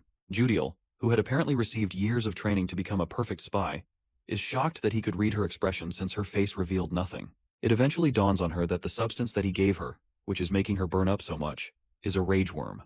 In a flashback, Judiel is tasked by Lord Karun to enter the annex to provide all possible information about Rayon and Sylvia, with many rewards promised. In the present, she asks him if he fed her a rage worm. Rayon, surprised that she knows about the rage worm, expresses his surprise. All attempts from her end to vomit it don't work. The thing is, the rage worm allows access to the host's location and emotions at all times, and it also causes a bitterly painful death when the feeder chooses so. Furthermore, Rayon figures that she must be a spy from the Palace of Warriors who had been placed in the annex 7 months ago after the discernment ceremony. A look of horror sweeps past Judiel's face, as this is now the easy task she had envisioned. It was supposed to be an easy task to gather information on a mere child who is also an invalid, and Sylvia. She had not been able to guess that there would be such a monster at the annex. Due to fear of death, she offers to change the report immediately and falsify the entire thing. But Rayon doesn't take the offer because the truth will eventually reach Karun's ears, and it would only prove her incompetence. With an eerie look on his face, he tells her she'll become a double agent from this moment on. Her job is to give Karun information that he would have learned anyway, and conceal any important knowledge he has no access to. But in turn, she has to give Rayon every critical piece of information about Lord Karun, so Judiel eagerly agrees. The smile that develops across Rayon's face would make you think they're discussing over a cup of tea. He immediately asks her to provide some useful information the next time they meet and leaves. As he walks away, Wrath doesn't seem to believe that Rayon had been able to summon a rage worm since they've been together all along. It turns out that Rayon never gave her a rage worm because he finds it repulsive, and he just used a poison that temporarily causes intense pain. The question of how he read her mind comes up, and he says information can be gathered in different ways, and he has his ways. It's so shocking that even Wrath calls him a monster. Over time, Rayon turned his focus to creating his aura, and the time came to eventually return to the training grounds. Despite giving his all to developing aura, he couldn't achieve his goal before it was time to return. Upon reaching the training grounds, the number of people present reveals that only about 42 children passed, and it proved that Liamir was serious about leaving just a quarter of the trainees. Runan soon reunites with Rayon and they both just stare at one another for a short while, which creeps out Wrath a little bit. In a flashback, at the main house of the Slorn family, Runan's mom had asked her if Rayon had helped her with her training, to which she affirmed. When her mother asked her if she thanked Rayon for his help, she says she didn't because her father said not to talk to boys first. Eventually, her mother lectures her on the importance of receiving help regardless of gender because it's polite and expected. In the present day, she finally thanks Rayon, and it catches him off guard. Wrath wonders why she's acting like this out of the blue, and Rayon doesn't know either. Eventually, Dorian shows up again. He soon starts complaining about how he thought he would die when they were temporary trainees. But now that they're formal trainees, he spent the whole break having nightmares about how much harder things could possibly get. His yammering eventually starts to get everyone tired, and he even commends how much better Rayon's result was compared to Warren's. Little did he know that Warren was standing right behind him, so he screams and falls on the ground after seeing him. Warren soon walks up to Rayon, and a moment of silence passes. Out of nowhere, he bows and acknowledges that his behavior the previous week was terrible, and he accepts his loss. Eventually, he adds that this doesn't mean he's giving up because he'll face him again no matter what. Everyone remains stunned by what had just happened as Warren walks away. To Rayon, it's surprising that a 13-year-old kid could recognize his mistakes, and that seems to be him living up to the Sieghart name. Instead of respect, all that it elicited from Wrath is an outpouring of rage that they need to beat the insolent kid and gouge out his eyes because he doesn't know his place. Shortly after, Liamir shows up and greets the kids. After congratulating them on formally becoming trainees, they're informed that proper training begins immediately. They're also going to be keeping to the basics as usual, with a couple of additions. While they're talking, a nearby door slams open, and a strange girl appears in the field. She soon starts to say curse words too big for her age about how the door wouldn't open. Dorian freaks out as it seems he recognizes her, so Liamir declares that she isn't one of his trainees, but she flunked out of the last batch. Apparently this girl will be joining them for the new batch and her name is Marta Sieghart. She has a pretty mean look on her face, and she soon interrupts Liamir again, despite him trying to introduce her as a nice girl. Her first agenda is to call out the person who placed first in the last batch because she can't stand someone weaker than her over her head. She offers to fight whatever brat took the title the last time. The crazy girl demands a fight right on the spot, so Rayon steps out since she asked for the best student from the last batch. He doesn't look like the best to her, but she chooses to fight him regardless. The voice of Warren comes from behind Marta, and he asks why she's showing such disgraceful behavior. His words result in a confrontation by Marta, who goes at him head-on and threatens him to watch his trap, so he doesn't die from flapping his lips like that. After he asks her if she's defying Rayon's clear win that was recognized by the chief instructor and Lord Sieghart, she refers to the fact that she heard he also threw a tantrum about it, so he has to let her do hers. When Warren publicly says he doesn't want a repeat of his pathetic behavior, it's clear to everyone that something seems to have changed about Warren. Shortly after, Runan gets between Marta and Rayon and tells her to go away. In Marta's mind, they all seem like a happy family and a band of losers, so she decides to leave them alone and let them have their way. In fact, she only turns around to distract them, and she soon executes her actual plan, which is to lunge toward Rayon while they're not looking. Before any of them can react, she goes in for the kill, but her attack is easily blocked and dodged, much to her surprise. In response, Rayon reacts with his own killing punch, which she fortunately manages to block, but the impact throws her backward. A look of satisfaction crosses Lemaire's face, and a look of shock crosses Marta's face based on how quickly Rayon was able to react to her attack. Infuriated, she heads back toward Rayon, but Lemaire holds her down. It's also a bit surprising that Lemaire was able to move from where he is to where she is in a split second. Finally, he jokingly tells her that it's not nice to ignore him, and he knows that they don't think highly of him, but treating him like he doesn't exist hurts his feelings. Apparently, apart from Runan and Warren, Rayon hasn't even learned to use his aura, so Lemaire suggests that they can fight all they want once he learns it, which eventually causes Marta to concede. After they settle, Wrath overreacts and demands to know why Rayon let her go after she attempted to hit him, and suggests that he tears her to shreds and encases her in ice for a millennia. Rayon exposes his plan to avoid violence for some time, until when she has something he wants, then he'll wager the title of the top trainee for it. He asks Wrath to be patient and promises something far more satisfying down the line. Later on, the kids are trained on their stance, and they get a 10-minute break. Warren, who is focused on the basics, considers the fact that it's not so easy. So far, he's been able to learn the second form, which wasn't difficult, but he had issues with the third form, which is more convoluted. The interesting thing is that Rayon, on the other hand, learned all 7 forms in less than a month, while it took him a whole month to learn the 7 forms first. His worry is that they'll be going into swordsmanship classes together. Warren doesn't seem to be the only one feeling the pressure, so he asks Marta, who seems to be struggling, how she's coping. She curses again, certain that Rayon is learning fist techniques for the first time here, but is somehow picking them up so quickly. Unlike Warren and Runan, Rayon didn't receive any training ahead, and the worst part is that he has the curse of frost, but somehow he can still train all day. The realization infuriates Marta more, and she tells herself she can't fall behind. Everywhere she's been, she's always been reported to have electrifying talent. After being adopted into House Sieghart, she's always been the predator. She overtook those so-called prodigies of the main and branch families, and laughed at their despairing faces, since she was the real prodigy. Unlike that time, she now feels so nervous that she can't stand it. At the end of the day, one of the workers on the training ground commends Marta's good work that day. She barely pays any attention to him, but he stops her to tell her that despite Rayon's recent achievement, it's impossible for him to defeat her now or ever. When she asks him to elaborate on what he means, he reminds her that Rayon has a critical weakness that he can never overcome. While Rayon practices his sword training, he's approached by some boys who have a question for him about the sword stance. While the boys watch him make a demonstration, they consider how incredible his technique is. In contempt, Marta commends the fact that Rayon made it to the same swordsmanship class she is in such a short time, and says he may even be called a prodigy. However, she intentionally points out how terrible his mana sensitivity is, which means all his sword talent will go to waste since he can't use mana. She jokes that he could end up as an instructor at best, and the entire training hall goes silent, which is exactly the response Marta wanted to get. Her plan was to point out that after 4 months, Rayon has failed to learn to use his aura. In retrospect, the butler had told Marta about how terrible Rayon's talent for aura is. He recounts a story that had occurred before her adoption at the first discernment ceremony, about how the Sword of Discernment had shown that Rayon's mana potential was incredibly low. To add to that, he's presently the only trainee on the 5th training grounds unable to use his aura. The man speculates that the highest-ranking mana cultivation technique that anyone can earn from a bronze medallion is a mid to upper one, which is only slightly improved from the entry-level lined cultivation technique. Since Rayon seems to have failed to master it, his mana talent seems to be at the lowest rank. This news gladdens Marta, who figures that his sword and fist techniques would still be inadequate to allow him to become a proper warrior if he lacks the potential to use mana. In truth, one of the things that's pissing her off is that a failure like Rayon was able to counter her attack. While she's rejoicing over the low blow she just landed, she spots Runan glaring at her, and she asks if she has something to say.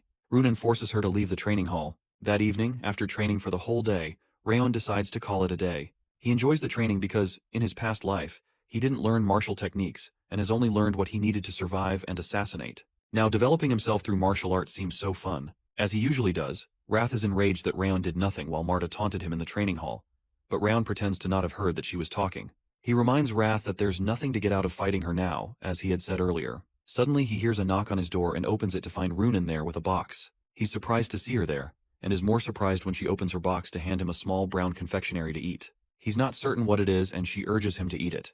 His better senses as an assassin remind him that he shouldn't eat it, but he doubts that she'd give him anything that would hurt him. Upon consumption, he's shocked by how well it tastes, and even Wrath expresses that he's never experienced such sweetness like this, even in the demon world. The two of them start to go on a frenzy about how sweet it is, and Runan finally tells him that it's called Orb Ice Cream. When she turns around to leave, Rayon tries to call out to her but she doesn't turn back. While Wrath demands for her to bring another, the thought on Rayon's mind is if she came because she was worried about him. Runan loves sweets as one would expect from a child, and it seems she had given him the last orb ice cream she had. The thought of her kindness brings a smile across his face, and he reasons that he has to return the favor. Shortly after, Rayon returns home, and he gets extreme motherly love after it seems he's been gone for months, but he's in fact been gone for a week. After Rayon reads through the monthly report Judiel plans to send to the Palace of Warriors, he asks her if she's gotten any intel from them. Apparently, there's really been nothing, except from a stronger order to investigate Rayon more closely after the pace at which Rayon was learning martial art techniques was revealed. But that seems to have reduced after his inability to use aura was revealed. It also seems like Lord Karun has lost interest in Lady Sylvia. Curious, Judiel asks Rayon if he's intentionally avoiding learning to use his aura. Instead of answering her, he asks her the same question, which makes it clear to her that it's not in her place to ask. The truth, as revealed by Wrath, is that Rayon is just having a difficult time learning to use aura, and he considers this an unfathomable and pathetic plight that he would never suffer. In response to that, Rayon goes to train to increase his chances of manifesting his aura, and Wrath calls him a monster. The only odd thing is that Rayon runs into Instructor Lemaire playing with some birds when he steps out to train.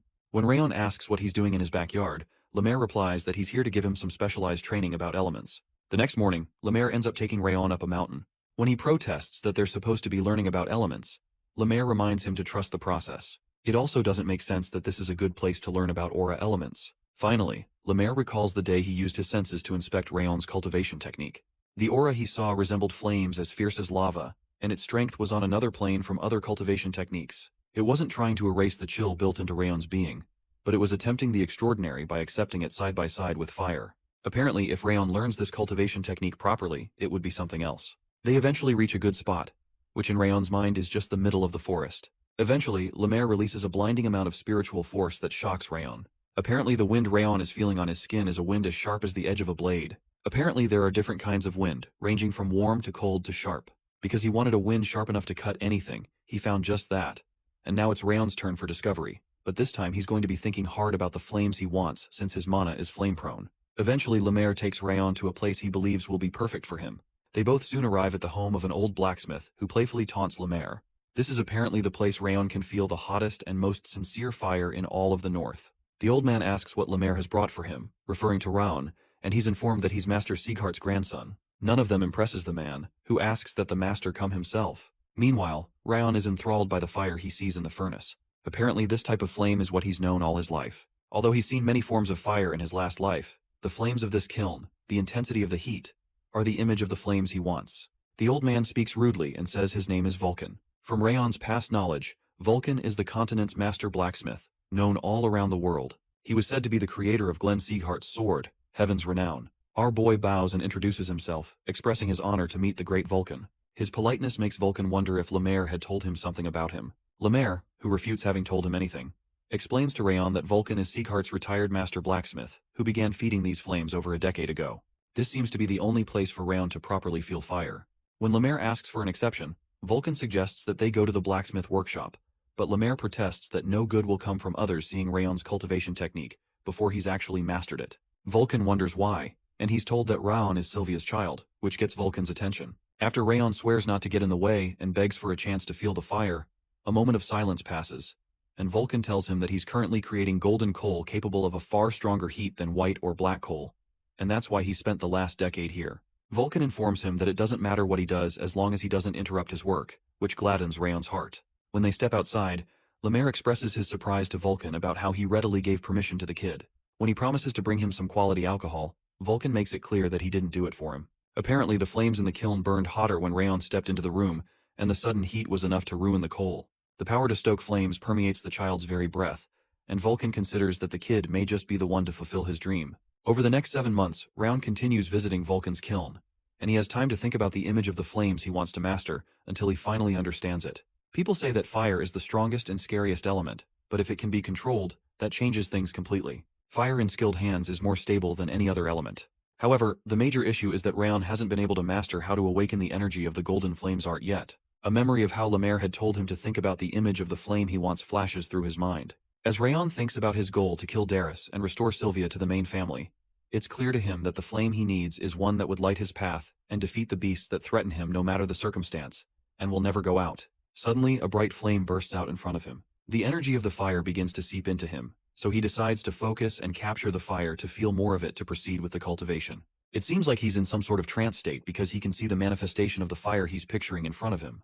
While still trying to focus more, wrath tears into his mind and reminds him about his plan to take over his body at the moment when he's most vulnerable. As Rand begins to freeze because of the interruption to his cultivation, he realizes the passage of time had made him drop his guard and forget that wrath is not truly on his side, but is just a demon that has been plotting to take his life, and worse, he's the ruler of the demon realm. His body begins to feel like it's shattering, and it becomes harder to breathe. It's clear that he'll die if he moves, and he'll also die if he decides to stop the Golden Flame art cultivation. His only choice is to focus and find a way to gather his aura so he can survive. The atmosphere becomes tense as it becomes paramount to survive, while Wrath taunts his desperate attempts to survive. Rayon's mind becomes hazy, and Wrath states that his body and soul belong to them because anything he tries will be futile. As he passes out, Wrath tells him all his life is in vain, and he's no different from the old man who spends his days burning coal. But he assures him that he'll carry out his revenge for him. The mention of coal in a kiln gives Rayon a last-minute hint, which is a desperate measure necessary so he doesn't die. Apparently, it's not the mana from nature that's heated by the kiln that he needs to absorb, but the mana within the kiln itself. The stronger, hotter fire will devour everything, and their power can become his. As he begins the process, Wrath begins to get infuriated that he's changing his approach. Meanwhile, the coal in front of Vulcan begins to crackle and pop louder.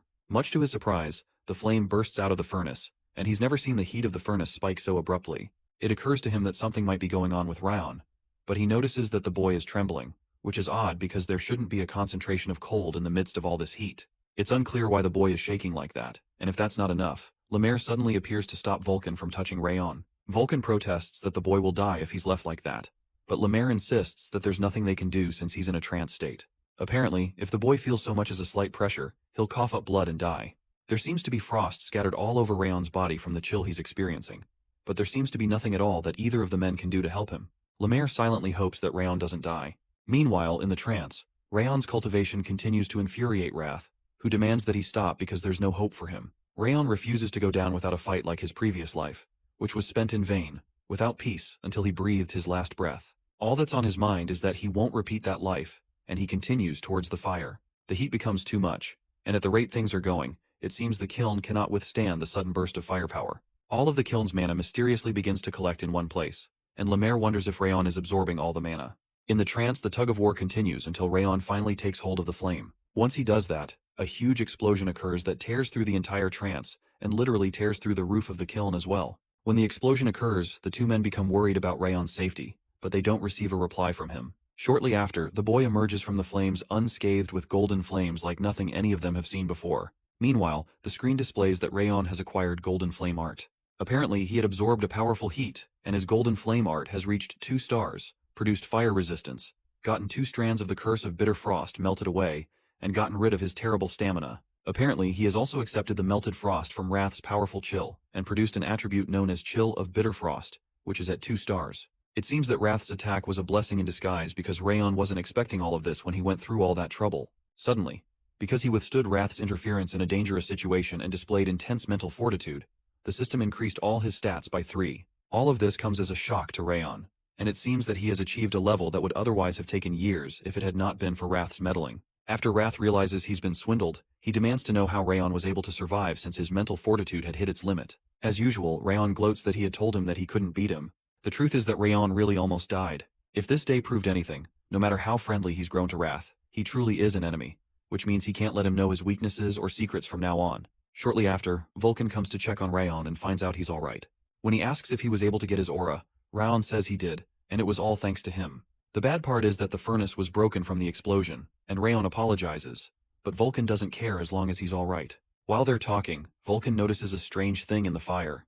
When he finally picks up the coals with a shovel, he realizes they're golden coals, which he has been working on for all these years. In a flashback to the past, many people had gossiped and made fun of Vulcan for spending all his time making coals that only appeared in myth. In the present, as Vulcan brings out the coals, he realizes he has also experienced a miracle. The golden coal is one that burns hotter than white coal and has a stronger tenacity than black coal, and he's finally been able to find what he devoted decades of his life to creating thanks to Rayon.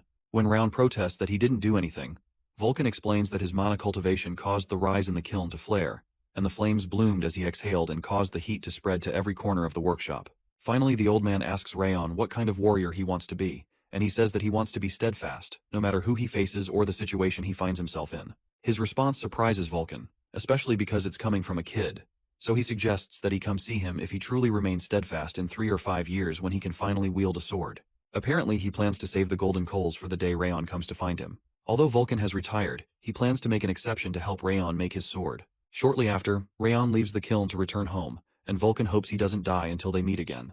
Meanwhile, Lemaire is glad that Rayon finally gained his aura. Master Sieghart appears behind, and Lemaire taunts him by saying he must feel relieved not to have to worry anymore after coming every day to check on his grandson. Obviously, his accusations are met with a blatant denial from Lord Sieghart.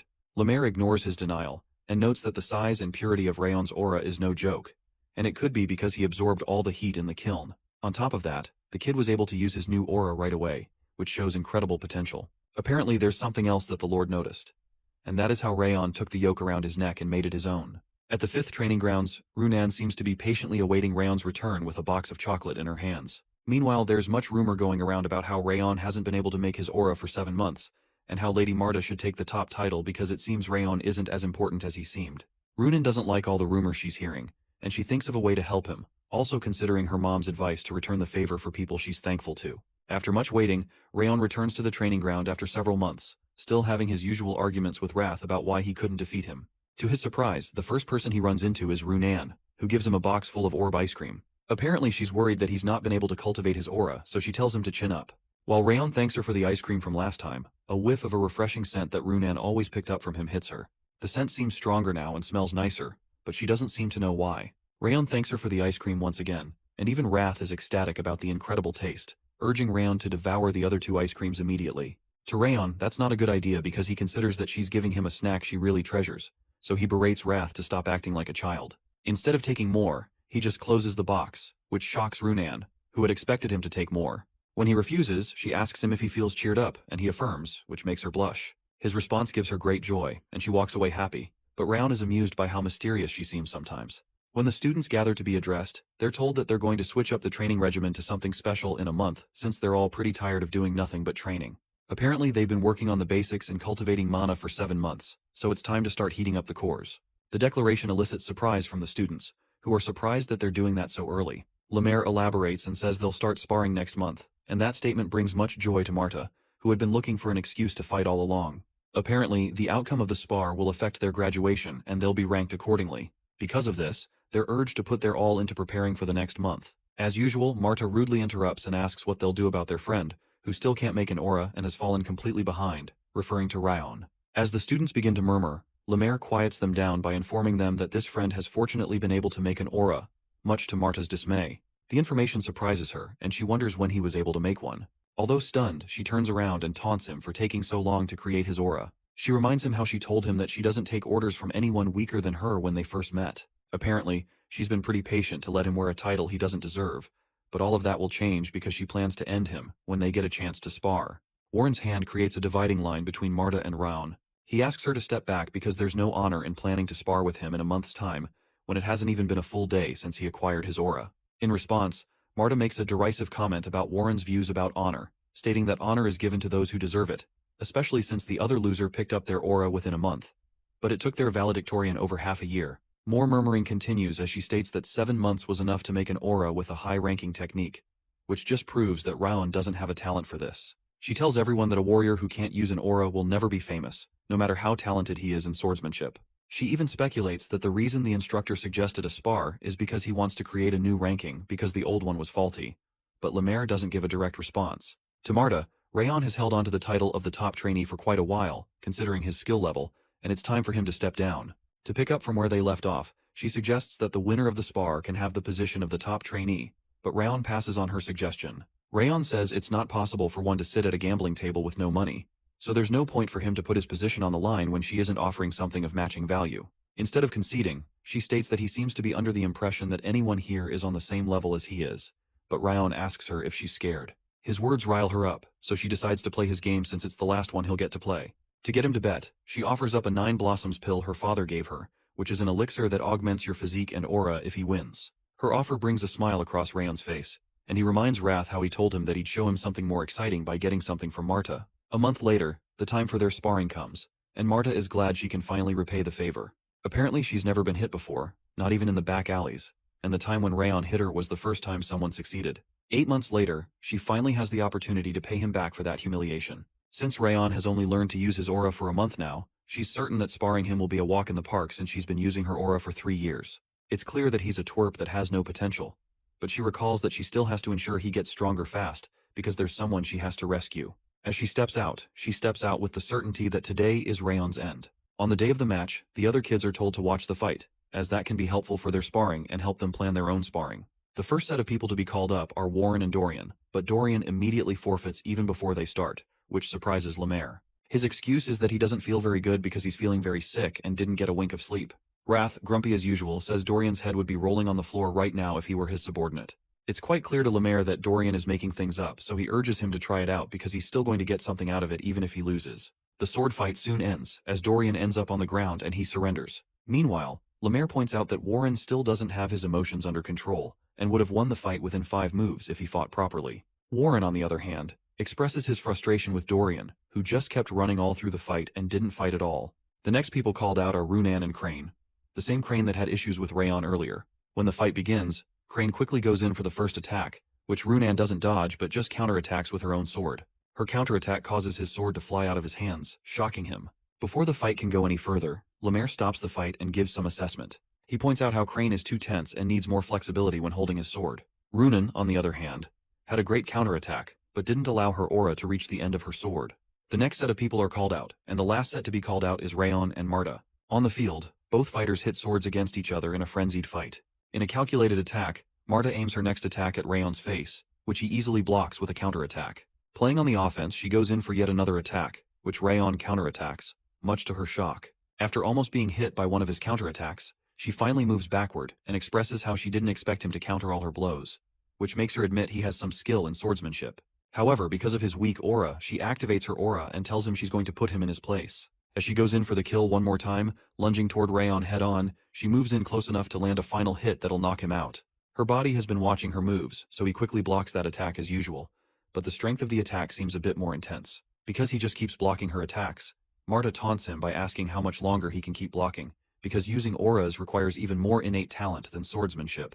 As the battle fiercely continues, she recounts that he can never become a warrior when it took him 7 months to create his tiny little aura. When she demands that he give up before she crushes him, he goes on the offense for the first time, forcing her to block his attack. Her talk about talent and how the family loves talent starts to tire him, but she jokes that it's because he doesn't have any. At this point, Rayon still hasn't used his aura, so she promises to show him what real talent is. Instead, Rayon offers to show her something more important than talent, and a bright golden flame starts to surround him as he finally activates his own aura. The display leaves Marta shocked as Rayon activates the Million Flame Art's first flame. Still stunned, she wonders what the flames are and realizes that the fire he's using must be dangerous because it doesn't look ordinary. The fire is terrifyingly beautiful to her, but it's clearly mysterious. As sweat breaks across her forehead, she holds her sword tighter, clearly unwilling to back down. Since things are becoming serious, she uses her card in her own trick called the Solid Stone Stance Focal Point. Focal Point is a special art that focuses the aura in one specific spot, and Rayon figures that she really must have incredible talent to be able to use that skill at her age. It's clear that she must be planning to put everything into her next strike. Before she attacks, Marta acknowledges his strength, but clarifies that there's no way he'll be able to withstand his next attack, even with an aura. Immediately charging toward him, she swings her sword at him, but he doesn't move out of the way. When she's several inches from him, he blocks her attack with his sword, and it causes an explosive force to be released that shatters the ground they're fighting on, shocking the nearby students. A smoke covers the entire field, blocking the students' field of vision. When the smoke clears out, Marta is seen on the ground in the midst of the cracked ground, with her sword broken, while Rayon towers over her. It's quite shocking to the other students that Rayon won against Lady Marta, and his sudden use of this mysterious aura makes less sense to them. Marta makes a fist even while she's knocked out, and to Rayon, her mental fortitude seems to be more impressive than her skill and talent. Later that night, Lord Glenn receives the report about how Rayon won Marta by crushing the aura she's been refining for 4 years with unbelievable power. Lord Glenn affirms that the flames he saw on the day Rayon got his aura were quite beautiful and their power was incomparable to their size. It seems that all of Sieghart knows about this now. So the Lord asks Liamir to lead Rayon so he can continue to grow without becoming overconfident. The Lord also asks about Marta, whom he learns had received a strong impact from the blow, but her wounds will heal with a bit of rest. The major problem seems to be the shock she received to her psyche, which they can only hope she'll be able to overcome. Meanwhile, while Rayon is doing some gardening, Wrath rages as usual because he's not doing it properly, and threatens to turn him into an icicle if he doesn't do it well. Rayon is clearly not scared of him and tells him to quit acting tough, but Wrath says his advantage is because he's hiding behind his water resistance, which has recently spiked like a coward. The reason it has spiked is because Rayon took the 9-blossom pill he received from the water the night he defeated Marta, which greatly increased his skills. He finally completed his 4th flame link, causing an increase in his body, rank, and soul, as well as his strength, constitution, and dexterity. His poor athletic ability disappeared, his poor mana affinity improved, and his water resistance increased. To be precise, the pill brought all of his effort to the surface. A lot of things increased, but the one that stood out was the water resistance, which went up to 4 stars. Thanks to that, he's been able to brush off most of Wrath's rage as cute tantrums.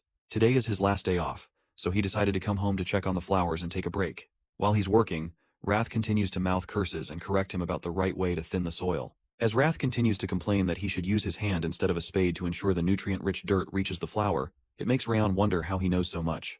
Apparently, Wrath had filled a flower bed with ice flowers while he was in the demon world, which caused other demons to praise him, and he won't shut up about it. Out of nowhere, Marta appears, and Rayon asks her what she's doing here. Instead of speaking, she just keeps sizing him up and wonders how childish it is for him to be gardening, even though she knows he doesn't usually act his age. Suddenly, she declares that she'd like to fight him again. Rayon thinks it's pathetic that she can't accept her loss, but she protests that she's only here to find out how she ranks. To her shock, he asks her what he'll get out of it, since the loser should bring something if she wants to challenge the winner. When she insists that he doesn't need payment to fight, he turns down her offer, which gets her worried because she's hell-bent on fighting him. The thought of stepping on his flowers to infuriate him comes to her mind, but she soon finds out he doesn't really like flowers. He's just there to manage them for his mother, and that further infuriates her. Eventually, she decides to leave, but Sylvia suddenly comes out to greet Rayon, and she asks him who's his new friend, referring to Marta. Sylvia mistakes Marta for a new friend Rayon must have made at training, but Marta recognizes her as the woman who fell in love and left the house, only to return in order to save her child's life. Oddly to Marta, her actions to save her beloved child were brave. Unfortunately, it seems Sylvia has seen Marta before, so she recognizes her and introduces herself. Rayon becomes tense about the exchange of pleasantries, so Rayon makes it clear that they're not friends and tries to dissuade her. Regardless, Sylvia walks up to Marta and checks on her health after her fight with Rayon. Marta confirms that she's fine, which relieves Sylvia. Sylvia acknowledges that she heard her big brother Denier adopted a talented child, but it seems the child is as pretty as she is talented. The sudden attention starts to make Marta blush, so Sylvia asks her what brings her to their home. Marta, who is now uncomfortable, lies that she had a message to deliver and tries to leave. She doesn't know she's in big trouble until Sylvia grabs her by the arm and insists she have a meal with them because she can't let Rayon's friend leave without showing any hospitality. Regardless of her protest, Marta ends up at the dining table with Rayon and Sylvia. Rayon can't believe his eyes because he never thought he'd ever see the day that Marta sits down so obediently. Meanwhile, Sylvia tells her about how Rayon loves meat stew. Their chatting continues, and Sylvia soon learns that Marta is a year older than Rayon and is 15 years old. Sylvia gives her motherly treatment and asks her about her training.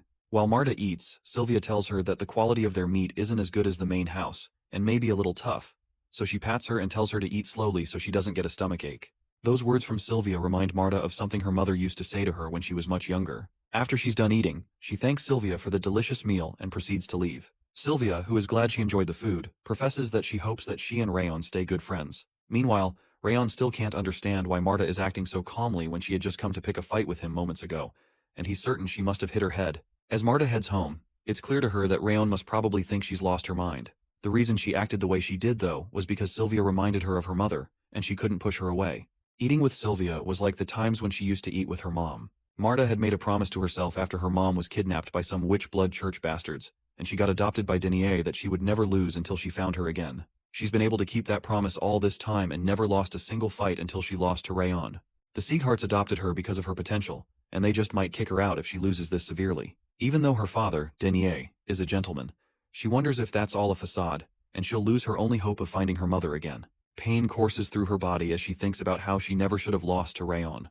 When she enters, One of the workers named Camel informs her that Lord Denier wrote her a letter and he's been waiting to deliver it to her. Sweat breaks across her face as she wonders if the letter is about the spar. Upon opening the letter, Denier congratulates her on her first loss and says a single loss doesn't mark her as a failure, and she doesn't need to worry. He advises her to dwell on why she lost to help fuel her growth in the future, and he apologizes for his inability to speak to her in person because of the protracted nature of his mission. Finally, the letter explains that the investigation into the whereabouts of her birth mother is ongoing, and Denier asks her not to give up too.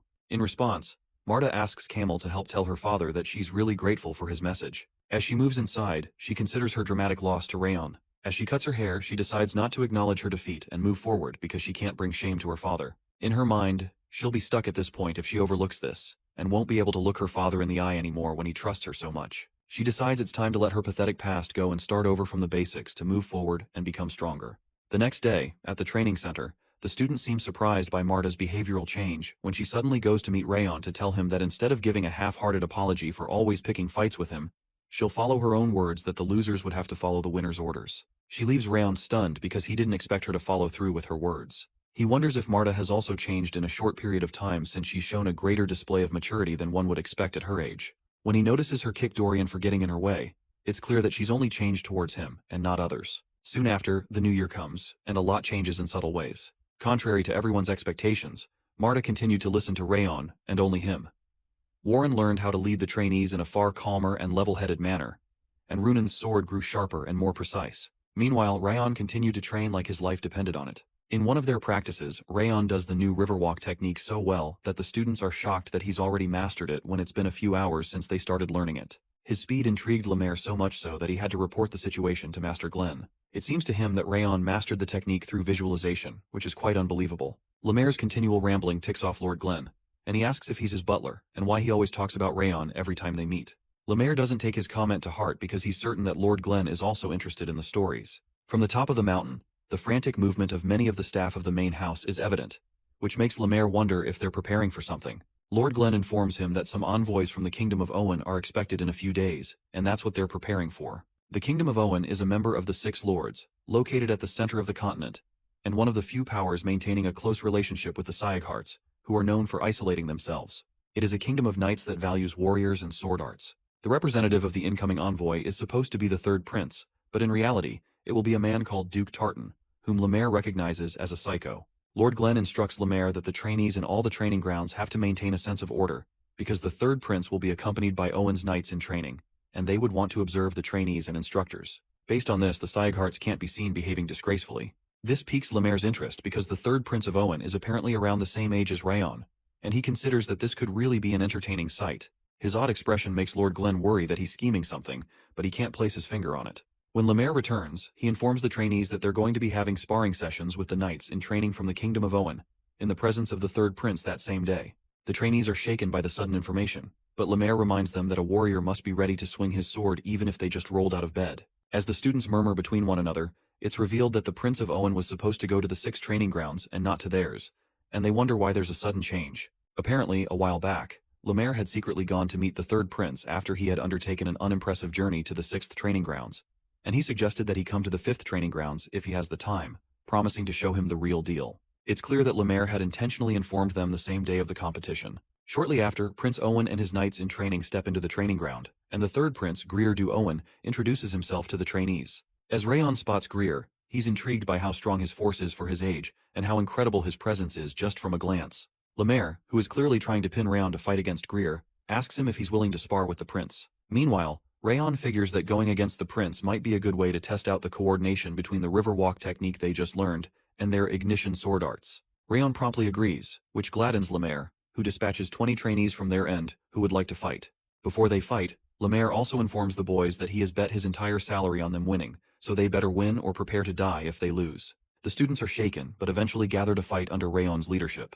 Before they start fighting, Rayon asks his teammates to look at their opponent's trembling hands, which exposes to them that their opponents are equally as nervous even though they're standing upright in their fancy uniforms. He reminds them that the intensity of their training is more than comparable to that of the 6 lords and the 5 demons, and that the blood and sweat they've poured into their training will surely show in their results. The confidence of the team soon rises after he gives his speech about how they need to give it their all and show their opponents what they're capable of. Because the vanguard will be critical in raising the morale of the trainees and therefore requires a strong card that will certainly win, Raon makes Marta the vanguard.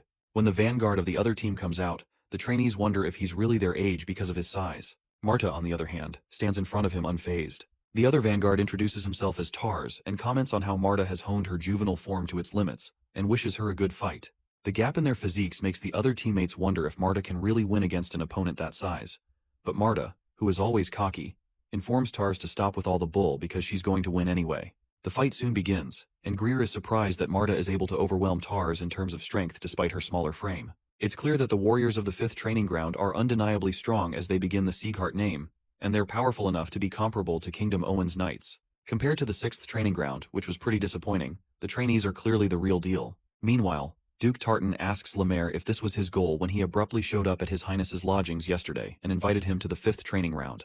Lemaire claims that he did this because there aren't many opportunities to safely face off against one of the talented fighters of one of the 6 kings, which makes it an educational opportunity for his trainees. When Duke Tartan calls bull, Lemaire suggests that they make a little bet on whose trainees can win the most out of 20 spars, because betting is far more fun than just watching. Duke Tartan tries to unsettle him by informing him that his trainees are some of the most promising knights in training of Owen, but Lemaire insists that he believes in his kids too. Meanwhile, Marta keeps landing strong strikes on her opponent, and the fight really looks intense. After one of her strikes shatters Tar's sword, he's surprised by the amount of strength she's applying to her attacks, but she just keeps attacking with a maniacal smile on her face. Finally, she slams the end of her sword into his stomach and knocks him backward, resulting in her winning the match. Everyone around is surprised by how the fight went, and Raon is surprised that she didn't refine her technique into something more graceful and fluid after their spar, but instead increased her strength and speed to reinforce her overall power. As usual, Marta taunts her opponent, referring to his fighting as pathetic, because he didn't put his all into his strike when his primary power comes from his strength.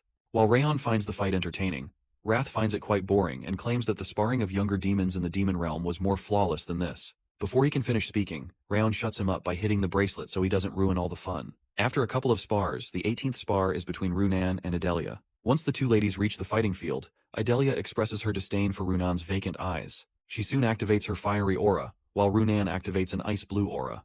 The fight soon begins and becomes intense, causing smoke to cover the fight arena from the sheer force of their clashes. Unknown to Adelia, Runan had found her way behind her while she wasn't looking, and quickly jumps towards her to land an attack. As she quickly turns back to perform a counterattack, Runan seems to fade away, to her surprise. As she wonders whether it was just an illusion, Runan appears from behind her again and puts her sword against her neck, catching her off guard. Because Adelia was open enough to be killed if it was a real fight, Runan is announced as the winner of the 18th match. As Adelia tries to congratulate Runan on her win, Runan doesn't pay her attention and walks to Rayon to ask if he saw her fight. Rayon notes that she seems to have gotten more comfortable with the river walk technique and commends her fighting. At this point, Rayon's team seems to have 9 wins, while Owen's team has 9 losses, which is pretty good for Lemaire's bet. The 19th spar is between Warren and an opponent named Saren Castle. While the two boys introduce themselves, Rayon notes that Saren is quite strong and must be the strongest of all the knights he's seen so far, excluding the prince. The fight soon begins, and both boys dash towards each other to land a strike. Both boys begin to clash swords, and Saren's power is similar to Warren's own, making it quite dangerous for either of them to let down their guard even for a second, due to their individual skill. Suddenly, as both boys strike their swords against each other, both their swords break, which results in a tie between both parties. When Warren returns to his station, Rayon assures him that he did well, especially against the best trainee of the other team. That doesn't make Warren feel any better because he feels that doesn't matter since he had to win since he carries the Sieghart name. To comfort him, Rayon pats his shoulder and tells him not to worry because he's going to win the final round and recover the Sieghart honor. Rayon and Prince Greer step onto the fighting arena to have the 20th round of the sparring session. As they step out, Prince Greer is surprised that Rayon's energy is far more ordinary than he expected from the person he'll be sparring with. Out of curiosity, Greer asks Rayon if he's from the main family, and he's discontented that he's fighting a throwaway card when he learns he's from the branch family. Greer's previous intention was to battle either Runan, Warren, or Marta. To get a worthy opponent to fight with, Greer makes an offer with Lemaire to have a rematch with either Marta or Runan if he beats his opponent. Excited, Lemaire agrees with the offer as long as he warns. Greer even cockily asks him to get them to warm up because this fight won't last very long. To have enough strength to fight the real opponents, Greer decides to conserve his strength and avoid using his aura against the present opponent. Meanwhile, Duke Tartan wonders what sort of monster Rayon is because he has so much of a hazy presence that he almost missed it. Lemaire is intrigued that he was able to notice it and wonders why he didn't warn the prince, who seems to think that Rayon is a throwaway card. Duke Tartan reveals that he's not warning him because even though he's the future of Owen, he's never tasted defeat, so it would be good for him to experience a loss in a safe environment. However, Prince Greer is pretty strong, so it's apparent to the Duke that even a prodigious swordsman like Rayon won't be able to defeat him easily, but Lemaire doesn't agree. To settle their differences, Lemaire suggests another bet, and it seems like he's addicted to gambling. The bet is that Rayon will finish off Prince Greer in 5 moves. While they're still deciding on the bet, Rayon activates his aura, shocking Prince Greer. Even the Duke turns around in shock as he watches Rayon dash past the prince and land a staggering blow by his side, causing him to collapse. In just a few seconds, the fight is already over, and it's clear that there wasn't any reason to bet on 5 moves. It suddenly dawns on the prince that he had misjudged Rayon, and there's a good reason he came out last. It's because he's the real deal. Duke Tartan finds it hard to believe that Rayon is just a trainee because he's already mastered his steps and sword technique. As Rayon walks away, Prince Greer protests that he's not finished yet. As Lemaire tries to explain that the spar is over, Greer insists that he didn't use his full strength, and would have gone all in from the start if he knew. While he's still talking, Marta calls him a effing loser because he's whining instead of acknowledging his loss. She adds that he reminds her of another loser she knows, referring to Warren. When Prince Greer recognizes her as the warrior who fought as the vanguard, she says she can't help but speak harshly, and he can pack his crap and get the heck out if he's not ready to get cussed. Her statements rile up Idalia, who asks her what audacity she has to speak to royalty in that manner, but Marta spells it out that she's a member of the main family, and he has nothing on her. Lemaire quickly settles their headbutting and asks Rayon if he would like to have a rematch. Rayon's response is that the outcome of the fight has been decided, especially since there was a wager on the fight, and there's no reason to continue to keep fighting. Out of nowhere, Prince Greer acknowledges his loss, especially because he failed to discern Rayon's ability, and dismissed him before they even began their match. Greer expresses that he's ashamed of his own behavior and rips his sword, pleading with Rayon to fight him once more because he'll regret it for the rest of his life if he leaves like this. After he pleads some more, Rayon is taken aback by his humility, when he had merely thought he was an arrogant prince, so he decides to accept his offer to fight once more. They soon get ready to fight again, and it's clear to Greer that he failed because he recognized the powerful opponent he was up against. This time he decides to go all in and releases a strange outburst of aura. The outburst surprises Rayon and even Marta, who didn't know prior that he carried so much potential. Despite Duke Tartan's protest against the prince using the stance, Greer decides to go ahead because he wants to fight with everything he has. As if on cue, Wrath comes to taunt Rayon on his inability to recognize that his opponent was hiding his strength. Meanwhile, Rayon looks unfazed, certain that he can still win. When Wrath calls bull, they both have a wager where Rayon gets +4 points if he defeats the third prince, who now has a greater aura and more developed physique, but gains 10 points of Wrath's rage if he loses. The boys soon begin sparring, and Prince Greer dashes forward to land the first attack. The attack is so fierce that both fighters' swords and auras crash into one another in a frenzy. The resulting explosion is so great that it covers the field of vision of the onlookers.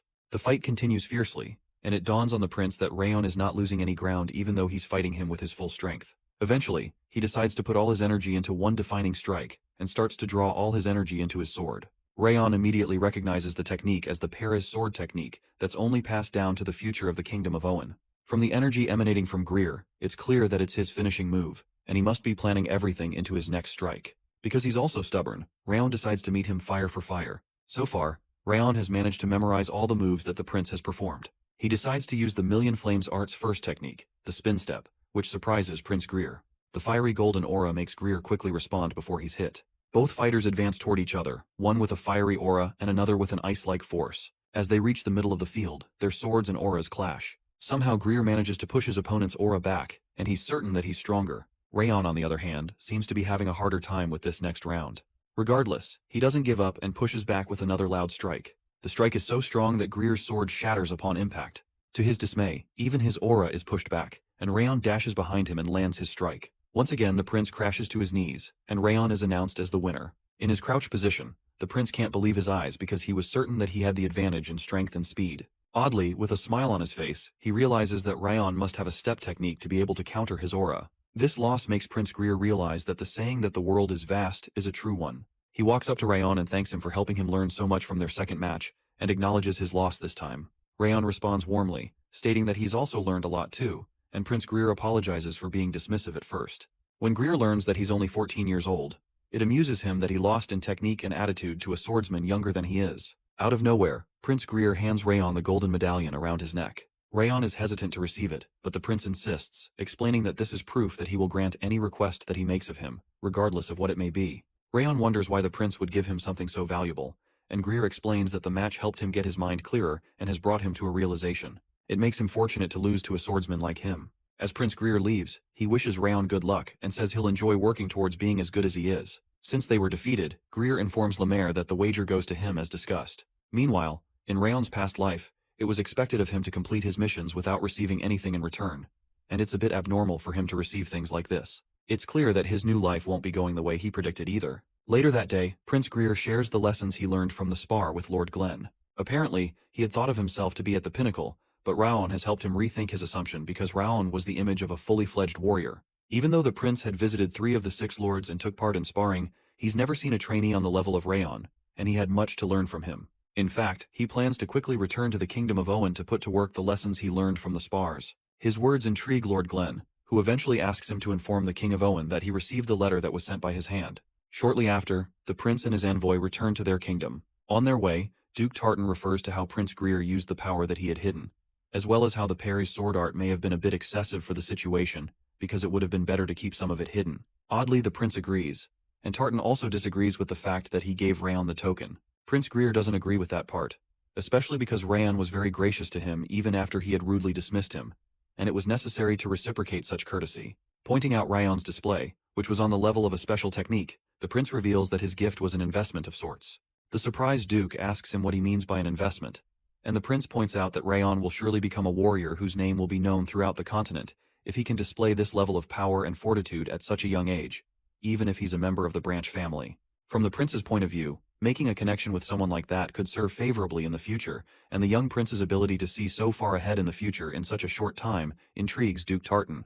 The prince responds that he doesn't deserve to live if he's unable to make such straightforward calculations, when he's spent so much time in the palace and has gleaned from the wisdom of the king. As they continue their journey, Prince Greer can't help but wonder how much Raon would have grown by the next time they meet. Meanwhile, in the main building, Lord Glenn's butler, Leon, remarks that it seems the lord is happy that a prince from another nation acknowledged his grandson, but the master rebuffs that he's talking nonsense. Leon points out the warm smile on his face, which hasn't been seen in a long time, and developed after Prince Greer mentioned Master Raon's name. Nonetheless, the lord claims that Leon must be getting old and mistaken. His response amuses Leon, who quickly redirects the conversation to the message that Duke Tartan delivered, so as to avoid probing further. Apparently, Duke Tartan had come earlier with an urgent message for the Northern Lord of Destruction, in addition to the letter Prince Greer presented. The message is said to have come directly from His Royal Highness Lacroix Albert du Owen II, the King of Owen and the Sword King of Silence of the 6 Lords. The message from Lord Lacroix is that the 5 Umbrae have begun to make their move. Sometime later, at the 5th training grounds, the trainees are praised for doing well in their last spar with the knights from the Kingdom of Owen. Because of their success, Lemaire gauges that they're ready and announces that they're going to be doing a special training next week. The students are curious about what the special training entails, but Lemaire informs them beforehand that it's not easy enough to really be considered training, because they'll be going into the field. Apparently this field training will require them seeing blood. They'll be going a little beyond Sieghart's southern territory into a bandit stronghold called Snow Tiger Point. The bandits are semi-associated with the North-South Alliance and survive off the small toll they collect from the mountain pass. However, their behavior has become more overbearing lately. There have been increased reports of merchants having their merchandise stolen and of casualties. When they hear the report, the students suppose their mission is to clean out the brigands from the area, but they soon find out that their mission is something more intense. They're soon informed that the bandits attacked a village to the south of their hideout and massacred everyone, set the village on fire and ran away. Because of that, their new mission is to track the Snow Tiger bandits and annihilate them. So they don't become complacent. Lemaire adds that they're famed to be aura users, even though they're bandits. Lemaire informs them to ensure they get ready because they'll be heading out the next day. That evening, Runan does some practice with the sword. Her plan was to hone her form a little before they depart, but it doesn't seem to be going as well as she'd like. She recalls that Rayon's stab was smooth and relaxed, and she doesn't seem to be able to replicate that no matter how much she tries. When she recalls that Raon would still be busy in the training room, it occurs to her that she can go and ask him. Instead of going, she decides against bothering him and chooses to keep trying on her own. After some time of practicing, her movements get smoother, so she decides to stop there. Before she goes home, she decides to say bye to Raon, whom she is sure must still be practicing. She soon recalls that her mother had asked her to come home early this week because she'll have orb ice cream ready, so she decides to go home early and ask Raon her questions early the next day. On her way home, someone approaches her from behind. Runan is surprised to see the person, whom she refers to as Syria, and she doesn't look too excited to see him after a long time. The man's name is Syria Sleorn of the Vassal House. He notices her sour expression, and jokingly asks her why she's looking so sour after not having seen her big brother for a long time, which hurts his feelings. When he repeats to her that he doesn't like her expression, Runan begins to tremble. Eventually, he notes her splendid strength, which was faster than what he expected, and points to the fact that Lemaire's decent enough at training. Syria says he's proud of her, but that doesn't mean she'll be going out in the field or putting her life on the line in a spar. His warm expression soon turns into a gloomy one, so he pushes her to the ground and jokes that she seems to have slipped. To teach her a lesson, he reminds her of the chipmunk she used to raise called Ruby. In reality, he brings out a chipmunk and reminds her about how Ruby died, and what happens if she goes against his words. To Runan's dismay, he crushes the chipmunk in his hands, and that clearly affects Runan's psyche. The terrible act brings back very terrible memories for Runan, causing her to cave in, and Syria takes advantage of her mental breakdown and tells her she's his. He insinuates that until the day arrives when he comes to take her for himself, she mustn't do anything dangerous or difficult and must ensure she exists until he decides otherwise. Memories of dead chipmunks flash across Runan's mind, and she recalls how Syria used to taunt her with such animal brutality years ago when they were younger. At the present moment, the same thing is happening again, and the nauseating feeling from her past causes her to shriek. As her big brother takes in and enjoys her pain, an explosion suddenly occurs nearby, releasing smoke. The interruption catches Syria's attention, while Runan keeps quivering in fear. Soon after, Rayon shows up between her and her brother with a sword in his hands. Shocked, Rayon asks Syria what he is. Syria seems unfazed and remarks to Rayon that it's polite to first introduce himself before demanding to know his name after appearing out of the blue. Clearly, Rayon doesn't believe he deserves such a right after accosting someone in an alley and supposes that he may be a thief or a mugger. His suppositions annoy Syria, who twitches for a little while and explains that he's neither a robber nor a stranger, but is Runa's older brother. Unsure of the situation, Rayon glances over at Runan but still finds her quivering, and it doesn't add up that Syria is truly her older brother. Syria, on the other hand, claims to have made a little joke because he was happy to see her after a long time, which caused her to react like that. Unknown to him, Rayon had seen the sick act of popping the chipmunk in his hands, which he refers to as a joke, and Syria claims that it's just a toy. To prove his point, Syria shows his clean hands and claims that there's no blood, but Rayon figures out that he had actually burned up flesh and blood with his aura. Apparently, Syria will be leaving on a long-term assignment and won't be back for a while, so he drops a dessert on the ground for Runan before he leaves. The psycho comments on the fact that Runan has made a very good friend and says he hopes their friendship lasts a long time. After apologizing for the prank he pulled, he takes his leave and says he'll see her later. Meanwhile, Rayon recognizes Syria from his past life as the swordsmanship prodigy of the Sleorn family, and one of the 12 titans anticipated to be the next generation of the continent's pinnacle. He's popularly known as the Spear and the Sword. Apparently Rayon had only heard his name from his past life, but meeting him now discloses that he's a psycho who acts the part of a benevolent hero. The experience gives him a nauseating stench that reminds him of Darius. Finally, our boy helps Runan up and promises to escort her to her carriage. After he drops her off at her carriage, she thanks him for walking with her, and he advises her not to stay up late since they'll be leaving tomorrow. That night, Runan opens the box her brother left for her, and it turns out that the box is filled with orb ice cream. The ice cream doesn't seem to please her because she only whimpers that her brother has returned and nothing has changed. Years ago, her pet Ruby had hurt her because she was sensitive when she was having her babies, but it riles up Syria, even though she had tried to explain to him. Despite her defense, Syria killed her pet, claiming that she's his and cannot be allowed to get hurt. He was so controlling that he would instruct that she's not allowed to get hurt but only allowed to breathe. He'd even threatened to kill everyone if she told her mother and father, because he didn't need the family, and he'd set everyone on fire, sparing only her. Her constant fear was that someone would get hurt if she opened her mouth, so she decided to live quietly. To her, everything would be fine as long as she kept quiet. Eventually, this life made her live like a loner and suffer quietly. However, she came to learn that she wasn't the only one who was lonely after she came to know Rayon Sieghart. After she came to understand the kind of person he is, how hard he works, the difficult times he went through, and how he changed how others viewed him through pure effort, it got her to believe that she could change. That's the reason she's been trying her hardest to change along with him. But it seems to her that she can't do that after all. The next day, the trainees head to the southernmost point of the Sieghart village, to the Zartan village. After coming in through a portal, they soon reach an area where Lemaire informs them they'll be spending the night. Apparently, they had left the training center and gone through the portal in a rush, so they're all told to get plenty of sleep because this is the last time they'll rest before they begin their mission. Shortly after, they're directed to their lodgings by one of the locals. When they settle, Rayon thanks Wrath for giving him the hint about Syria's malicious presence, since he wouldn't have otherwise noticed because Syria was intentionally hiding his presence. Wrath responds that it's nothing for the girl who gave them orb ice cream. Since Syria had said his mission was long-term, it's clear that he won't be showing up for a while, but the fact that he's her older brother makes him worried that Runan won't be able to recover. Wrath's immediate solution to the conundrum is that Rayon hand over his body to them so they can kill Syria and give it back. Although Wrath is sincerely trying to repay the favor that Runan did them by giving them orb ice cream, Rayon still refuses to hand over his body. Because Syria has traumatized Runan, our boy figures that just killing Syria won't do much.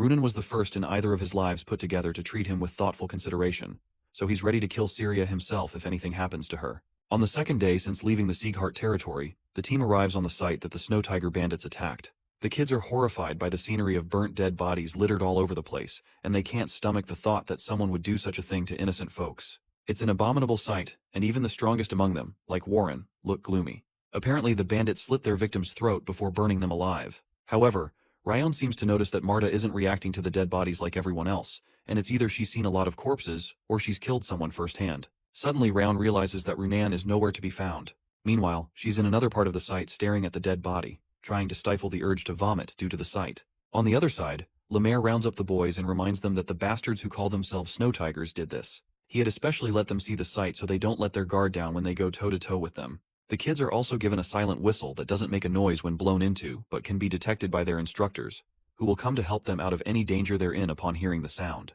They're reminded to expect no mercy from the bandits and try to do all they can before they have to rely on the whistle. Runan flinches as she hears Liamir announce that they're to take the bandits' heads without hesitation if the opportunity ever comes. Rayon is tasked with the job of breaking them into groups, so he puts Marta in charge of Group A, Warren in charge of Group B, and each group with about 3 or 4 people. Meanwhile, thoughts about what her brother said about how she belongs to him, and how she's not allowed to do anything dangerous or get hurt, keep resonating through Runan's mind.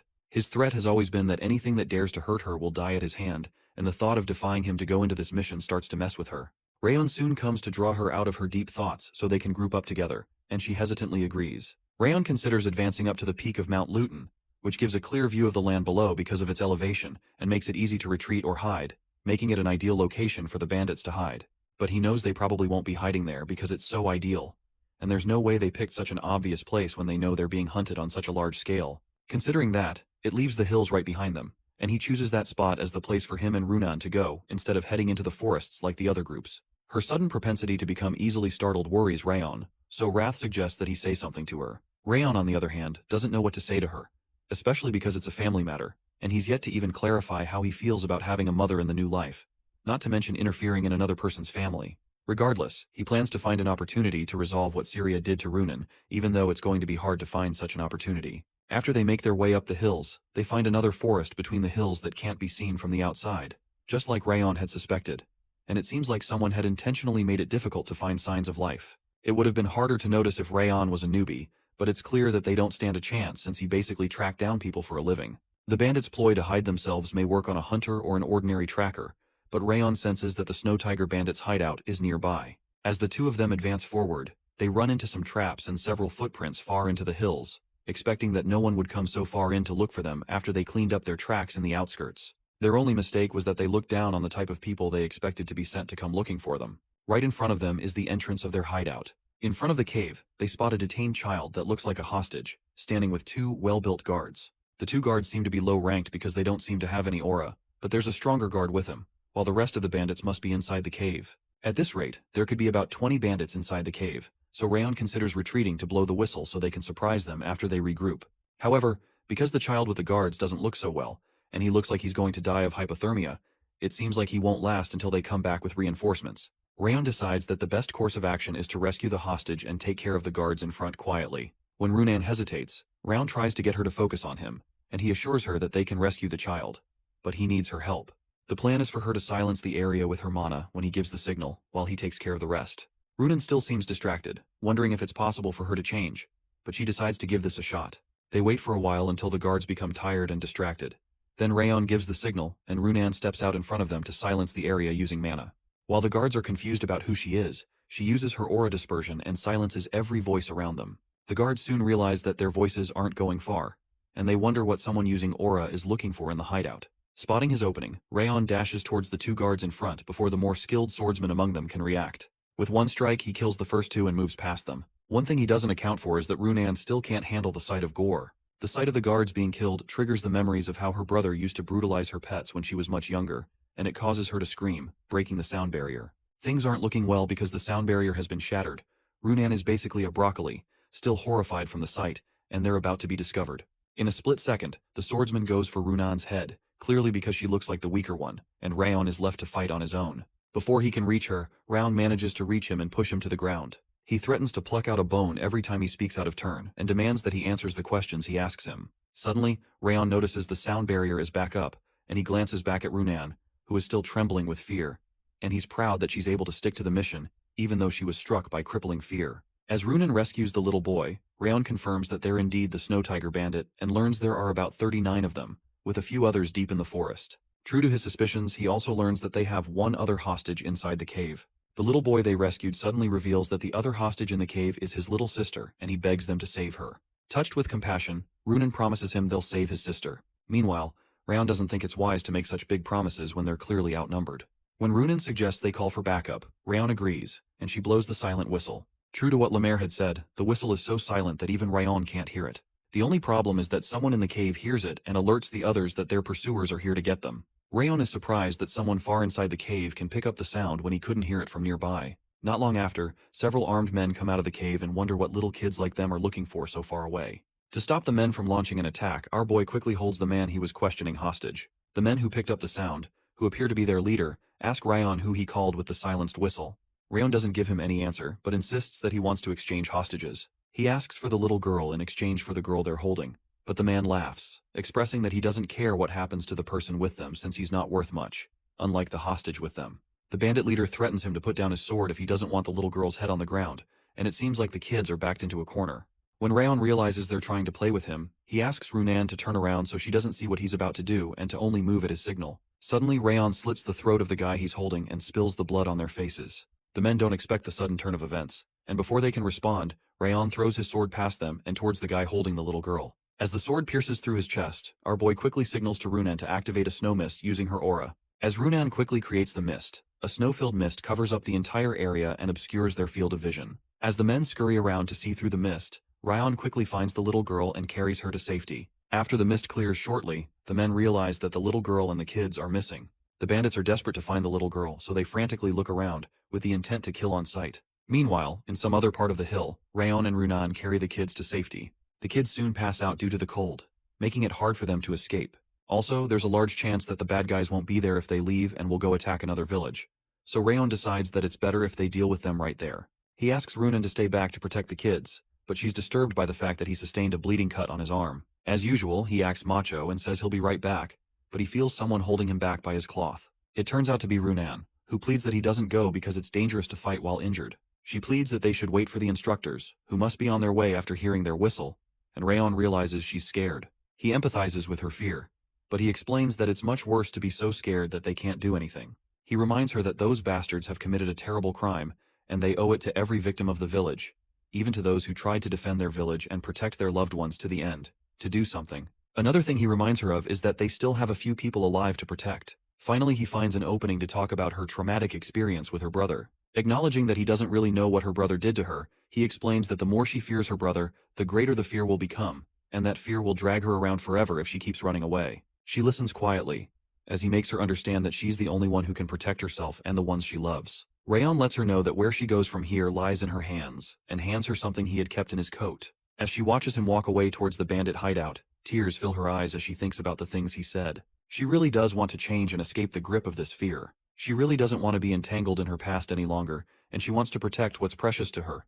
And she agrees that she can't stay stuck in such darkness any longer. As the tears continue to stream down her face, she uncovers the toy chipmunk that Rayon put in her hands, and it gives her strength to want to step forward into the light. Not long after, a massacre begins inside the cave as Rayon slices through the bad guys like chopped onions. Their boss orders the rest of them to bring his head quickly, but he's killing them so fast that they can't wrap their heads around how one brat could cause this much damage. As one ambitious guy lunges toward Rayon from behind, he quickly dodges the attack, but the leader takes advantage of the commotion to land his own finishing blow. The attack is so strong that it shatters the ground Rayon is standing on, but to the boss's dismay, our boy pulled a Houdini on him. As he scurries around looking for him, Rayon appears behind him and asks if all he's going to do is look for openings to attack instead of fight head-on. With one swing of the sword, the boss's head leaves his body. The rest of the bandits are scared to death, and they can't wrap their heads around the fact that such a young boy would be able to carry such monstrous power. Rayon suggests that they surrender since their leader is kaput, but a sudden attack from behind alerts him to the fact that the white-haired guy he just took out wasn't the leader. The leader, Vakan, soon emerges, wondering why they're finding it so hard to deal with one little twerp, and wonders if they'll ever really make it into something called the North-South Alliance with such terrible skills. Vakan jokingly notices the classy air on Rayon's face and in his outfit, figuring that his family must be well off. As he lunges forward to land his attack, the man is glad that he'll be able to get enough gifts from their families since his plan is to take them as hostages too. This guy seems to carry much more power as his attack manages to push Rain to the ground. It's clear that the true lord of the Snow Tiger bandits is a real swordsman. While the commotion is going on, another bandit announces that he's found the girl and the hostages. Outside, Runan, who is still trembling, tries to defend herself from the bandit. She's clearly not in any state to fight, so Rayon worries that he has to go help her. The switch in his attention annoys Vakan, who insists that he's not going anywhere but will stay there to play with him. It's clear that Rayon can't help Runan out without dealing with this guy first. Meanwhile, the bandit outside continues to hurl curses at Runan, especially because he can't use aura and doesn't understand it either. He insults her by saying it's obvious she's never cut down a person before, so he tries to pressure her to hand over the hostages and stop playing around. The guy is pretty serious with his threat, and he dashes toward her to draw blood. Runan figures out that she'll have to fight the foe in front of her to defend the kids. Fortunately, he's not a difficult opponent, so she assures herself that she can cut him down. As she has some positive confessions about what Rayon said, a vision of her elder brother flashes in front of her during the heat of the battle, enthralling her once more. The memory of her brother intrudes into her psyche, and although she knows she has to shake it off, she can't seem to forget how terrified she was on that day. The memory makes her doubt if she can really be like Rayon and defend what she cares about, especially when she can't even swing her sword properly in a situation like this. A strong fear grips her, and she wonders how someone like her, who's never protected anything, can possibly do something. A loud shout of her name suddenly drags her out of her mind, and she glances over her shoulder to see Rayon fighting with Vakan. He glances over at her and assures her that she can protect them. His words cause tears to pour down her eyes again, and the dark place she runs into in her mind suddenly becomes enlightened by Rayon's assuring tone. All of this happens in a split second, and she confidently turns back to her assailant, who seems to be moving at 0.5x speed. A feeling of gratitude wells up in her heart toward Rayon, who has given her courage, and she uses that courage to slice through the invasive vision of her elder brother. At that moment, the bandit inches toward her, and she slices his stomach with one swing.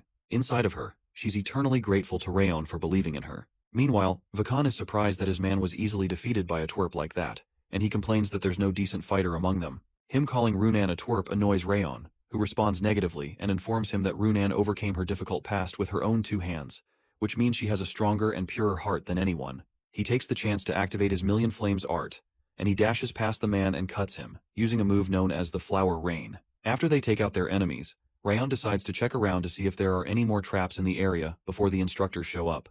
But he runs into a rare elixir known as the Two-Tone Flower, which the bandits seem to have murdered an entire village over. Out of nowhere, someone shows up behind them and asks if the fight is already over. This mysterious new guy also seems to know about the Two-Tone Flower and about Vakan, and he cheerfully asks Rayon if he took them all out. This guy is from the North-South Alliance and is the Eternity Bandit Lord Lecter. Obviously Rayon doesn't trust this guy and asks him what his deal is. Lecter just laughs at his boldness, and guesses that his boldness must be coming from how powerful he is. Still suspicious, Rayon asks him if he's from the North-South Alliance, and Lecter affirms that. In Rayon's past life, he has heard about this Lecter guy, who is a genius swordsman who took a single sword into the North-South Alliance and became the leader of a great fortress of his own in 10 years. Unlike these Snow Tiger bandits, this guy is a real warrior. Meanwhile, Lecter quickly sizes them up and recognizes that they're descendants of a renowned house, and a direct one from one of the 6 lords. He even guesses that they're from the Seacart house, and he recognizes that they must be trainees, since they lack the flame sword emblem. Confused about what to do next, the guy considers whether to kill the both of them. Before he does anything, Lecter releases a storm of aura. Rayon thinks he's a prick because he's showing off his killing aura, but he doesn't realize that our boys lived a life as assassins, so it has to be more than this to affect him. The fact that Rayon can withstand his killing aura amuses Lecter. Meanwhile, Rayon figures that he could kill him if he had stealthily tried to assassinate him, but there's very little chance that he could defeat him head-on with his current strength. Nonetheless, our boy doesn't feel like backing off, so he draws his blade for battle and tells his opponent to do the same. Lecter is amused and reminds Rayon that he'll die if he faces him, but Rayon agrees that it's the obvious way of the world that the weak will die. His words further amuse Lecter, who wonders what kind of kid says odd things like that. Suddenly, Rayon's determined spirit makes the guy change his mind about fighting, and he believes it'd be a shame to kill him here. When Rayon responds that a warrior doesn't choose the time or place for his death, his words further amuse Lecter, who wonders if he's been reading books of quotes and doubts if he's truly a kid. Lecter also reveals that his amusing speech isn't the only reason he's backing off today, but also because a fierce wind has been watching for a while now. What he means by a fierce wind doesn't make any sense to Rayon, but the guy soon jumps away and asks Rayon what his name is. Rayon confidently tells him his name, and Lecter says that he's eagerly awaiting the day his name sounds throughout Mount Turkin and Ravil River, then suddenly disappears out of sight. Our boy soon decides that they need to quickly take the kids and leave the premises, to which Runan agrees. Before they leave, Runan asks him if she did well out of nowhere. The question comes as a surprise to Rayon, who cheerfully tells her that she was the best. For the first time in a long time, Runan smiles. They soon return to the camp with the head of the Snow Tiger bandit leader, which made Warren and Marta outraged that they'd fallen behind again and missed out on the action. But Liamir tries to reassure them that it was a team effort. Liamir tries to tell the kids about his own first mission to distract them, and this triggered Wrath, who is always cocky, to narrate how he also froze an entire palace solid in his first battle, which is far greater than what Liamir achieved. The Slorn house later agreed to take in the children that were rescued since they're now orphans, and it seems to have been influenced by a liking that Runan took to the kids. After they all returned home, Runan and Ryan were summoned by Lord Glenn, who gave them both a bronze medallion in recognition of their role in the mission. The Lord even praises them, which surprises Rayon, and goes as far as allowing Rayon to keep the two-tone flower that he got in the battle to himself. After that, it seems like everything went smoothly. The only odd part is when Rayon gets home and finds Dorian coming out of the annex. When he asks what he's looking for, Dorian informs him that Lady Sylvia had asked him to come over after the mission, to give a summary of what had happened during the mission. That doesn't sit well with Rayon because he clearly doesn't want his mother to know he had murdered several people just that day. Meanwhile, he finds out that Dorian, who is always as imperceptive as ever, told her every little detail of what happened.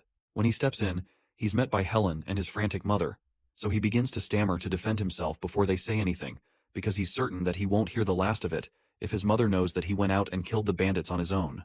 Before he can even explain anything, Sylvia just asks him to hug her and assures him that he did so well. Her response surprises him, and Sylvia can tell that he thinks he's going to get into trouble from the expression on his face. She tells him about how the founder of the Sieghearts raised his blade to defend the weak, and the Sieghearts continued to protect the weak after that.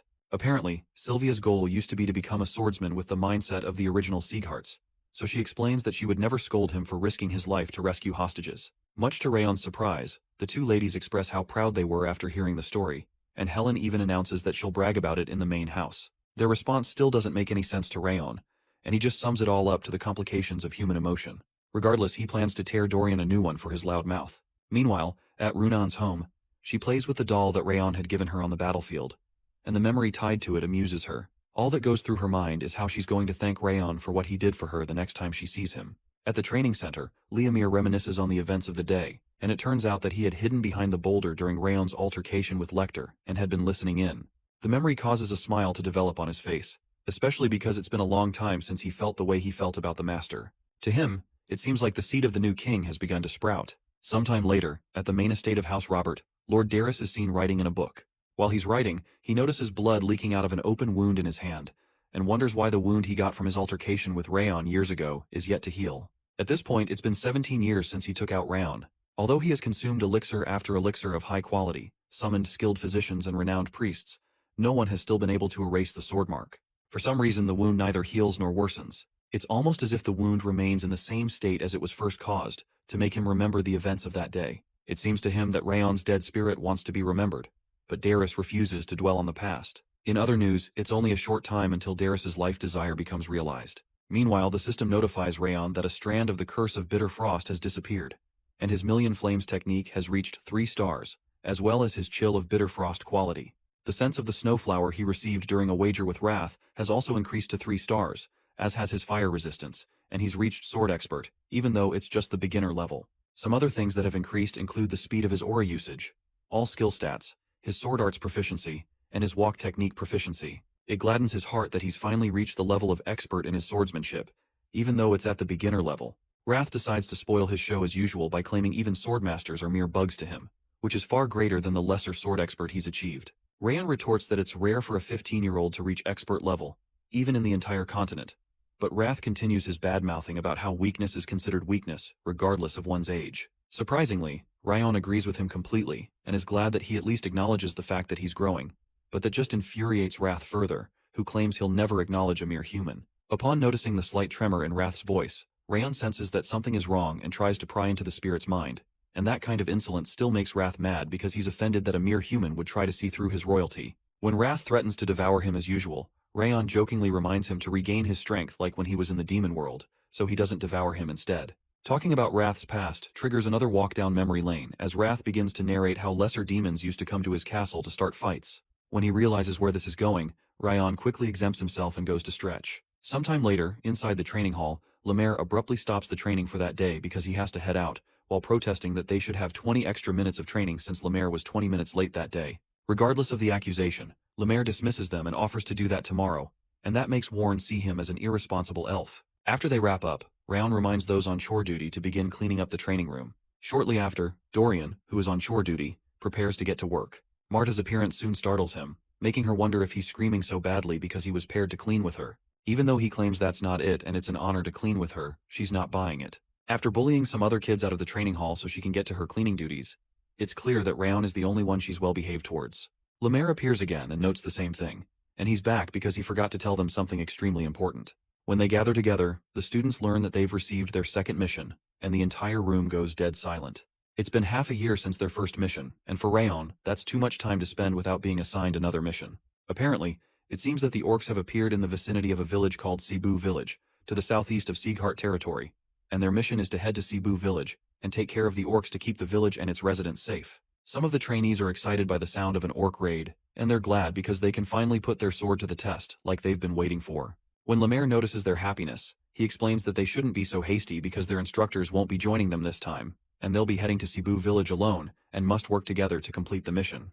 The obvious question is what to do when they run into a situation that is beyond their power, and they're told that something they should have in their skill set is the ability to figure things out, or to give up on a difficult mission, and choose to return alive. He explains that this is why the leader's decision-making skills are so important, because they're the ones who have to read the situation and decide if they're going to go head-on, go stealthily, or run away to fight another day. Dorian asks to confirm if it's not against the rules to run away from the fight, and he's told that it's allowed depending on the conditions, as running into one of the 5 demon lords would be a dire condition, and the only thing Dorian can pick from this is the part that he won't be punished for running away from missions. It comes as a complete shock to them when they're told that they'll be leaving at dawn in the next 2 days. To the students, the urgency seems rushed, especially since the day is basically over and they technically just have one to prepare. Apparently, nothing can be done about it because monster raids need more urgent attention than other types of raids, and they're also informed that they can cause harm to the village if they don't prepare well. This infuriates Warren, who believes they would have been able to prepare more thoroughly if Lemaire had informed them sooner. Rayon soon quiets down their chattering, reminding them that their instructor has always told them to always be ready because they never know when they'll receive a mission, so he urges them to begin preparing immediately because they're losing time by arguing about it. His words resonate with several of the trainees, who decide that it's better to just get moving than worry over spilled beans, and his leadership abilities make Lemaire happy. The kids are also informed that orcs are fiercer and stronger than they'd anticipated, and they can't be compared to the opponents they've faced so far because of their huge statures. Because they also move in hordes, the trainees will also have to fight multiple opponents at the same time. Lemaire counsels that fighting them head-on won't be the best way to go, but fighting with a focus on dodging will be more advantageous since they've all learned the walk technique. 2 days later, at the training center, and on the morning they head out to the mission, Round notices that the Sieghart provided small bags enchanted with lightweight magic, which he feels is their way of saying they don't really care about them being too prepared for the mission. He's glad they're giving them a free hand to figure things out, because that's his style anyway. As usual, Wrath comes to taunt him about how arrogant he is by expecting everyone to pay attention to his needs, and Rayon taunts him right back about how he took stats from him a while ago. While they're bantering, there's a knock on the door. Rayon, who was certainly not expecting anyone, is surprised to see his mother at the door. She angrily glares at him and asks why he didn't come to the annex to inform her that he's going out on a mission. He's still surprised about how she found out and suspects that Dorian must have told her again. It turns out that it was Lemaire who told her this time and not Dorian, and it brings out a little contempt for his instructor. He promptly apologizes, but his mother only pouts in response. Eventually, she drops the hard act and squeezes his hands, explaining that being the leader of his fellow trainees isn't just a title to show off, but a position that requires him to lead them in a better direction. She says that he can't complete his missions on his own, and he has to position his cohorts in the most ideal locations in order to reduce the damage and complete the mission successfully together, because his decisions carry the weight of his cohorts' lives. At this point, Raon is confused because he was certain she came to scold him, but she now seems to be giving advice. She continues by saying that monster raids look easy but are difficult assignments that will require them to root them out completely without letting the villagers come to harm. She counsels that he consider himself a Sieghart warrior when on a mission and not as a trainee, aiming to follow the example of the founder of the Sieghart house, which is to be a warrior that protects others. When she finishes, he confesses that he expected her to be angry, and she agrees that she is, but she seems to be more worried than angry. To his surprise, she hugs him because this isn't an appropriate time to scold him, but informs him to prepare for an earful when he comes back. She expresses her happiness to see how much brighter he's become after beginning his training, even though she's always worried about him. All this kind of emotion is still a little bit strange to Rayon, but he eventually leans in and returns the hug. Before the trainees leave, they are informed that anything can happen outside the estate, and as such, they need to be alert and wary of everything. They're also told not to second-guess themselves and to rather retreat if they're ever overwhelmed. They're also told that the journey would usually take a month, but they'll be taking a path that should let them arrive in 2 weeks. Lemaire wishes them luck, and Rayon groups the trainees into formations that he had previously assigned to them. Lemaire is also certain that the kids can do this, not just because of Rayon's exceptional aura and martial battle sense, but because of his sense and ability to adapt, which will make the mission not so hard for them. While Rayon instructs the kids and leads Dorian to check for provisions and the health of the rest of the team, it's amusing to Lemaire that Rayon is just a 15-year-old boy, because he's never failed to heighten the expectations had for him. Unlike what Lemaire had told them, One of the instructors reminds Lemaire that they're supposed to be following the kids, so they don't lose track of them because of the distance. It seems like he had just told them that, so they're not expecting any backup. Meanwhile, Lemaire tells the instructors to relax for a while because there's a trainee with exceptional senses among the kids. He even goes to take a nap, and the instructors begin to murmur amongst one another, worried if it's even acceptable to let the kids go on such a mission without following them closely. When he notices their tenseness, Lemaire tells the other instructors they should be worried about the orcs instead of worrying about the kids. Sometime later, in a very eerie-looking cave, the leader of a dangerous-looking group confirms the location of a village from one of his subordinates. Upon receiving confirmation that it's the right village, he instructs that they leave immediately for Cebu village and grants them permission to kill anyone who gets in their way. In a few days, the kids reach the forest neighboring Cebu village. Upon reaching there, the trainees run into Kine Sieghart, the top trainee of the 6th training ground and a member of the main family. They're surprised to see him and wonder what the 6th training ground is doing there, but Kane asks them the same question. Apparently, Kane had been injured and couldn't leave the infirmary for a while before joining the 6th training ground, but it seems like he's fully recovered.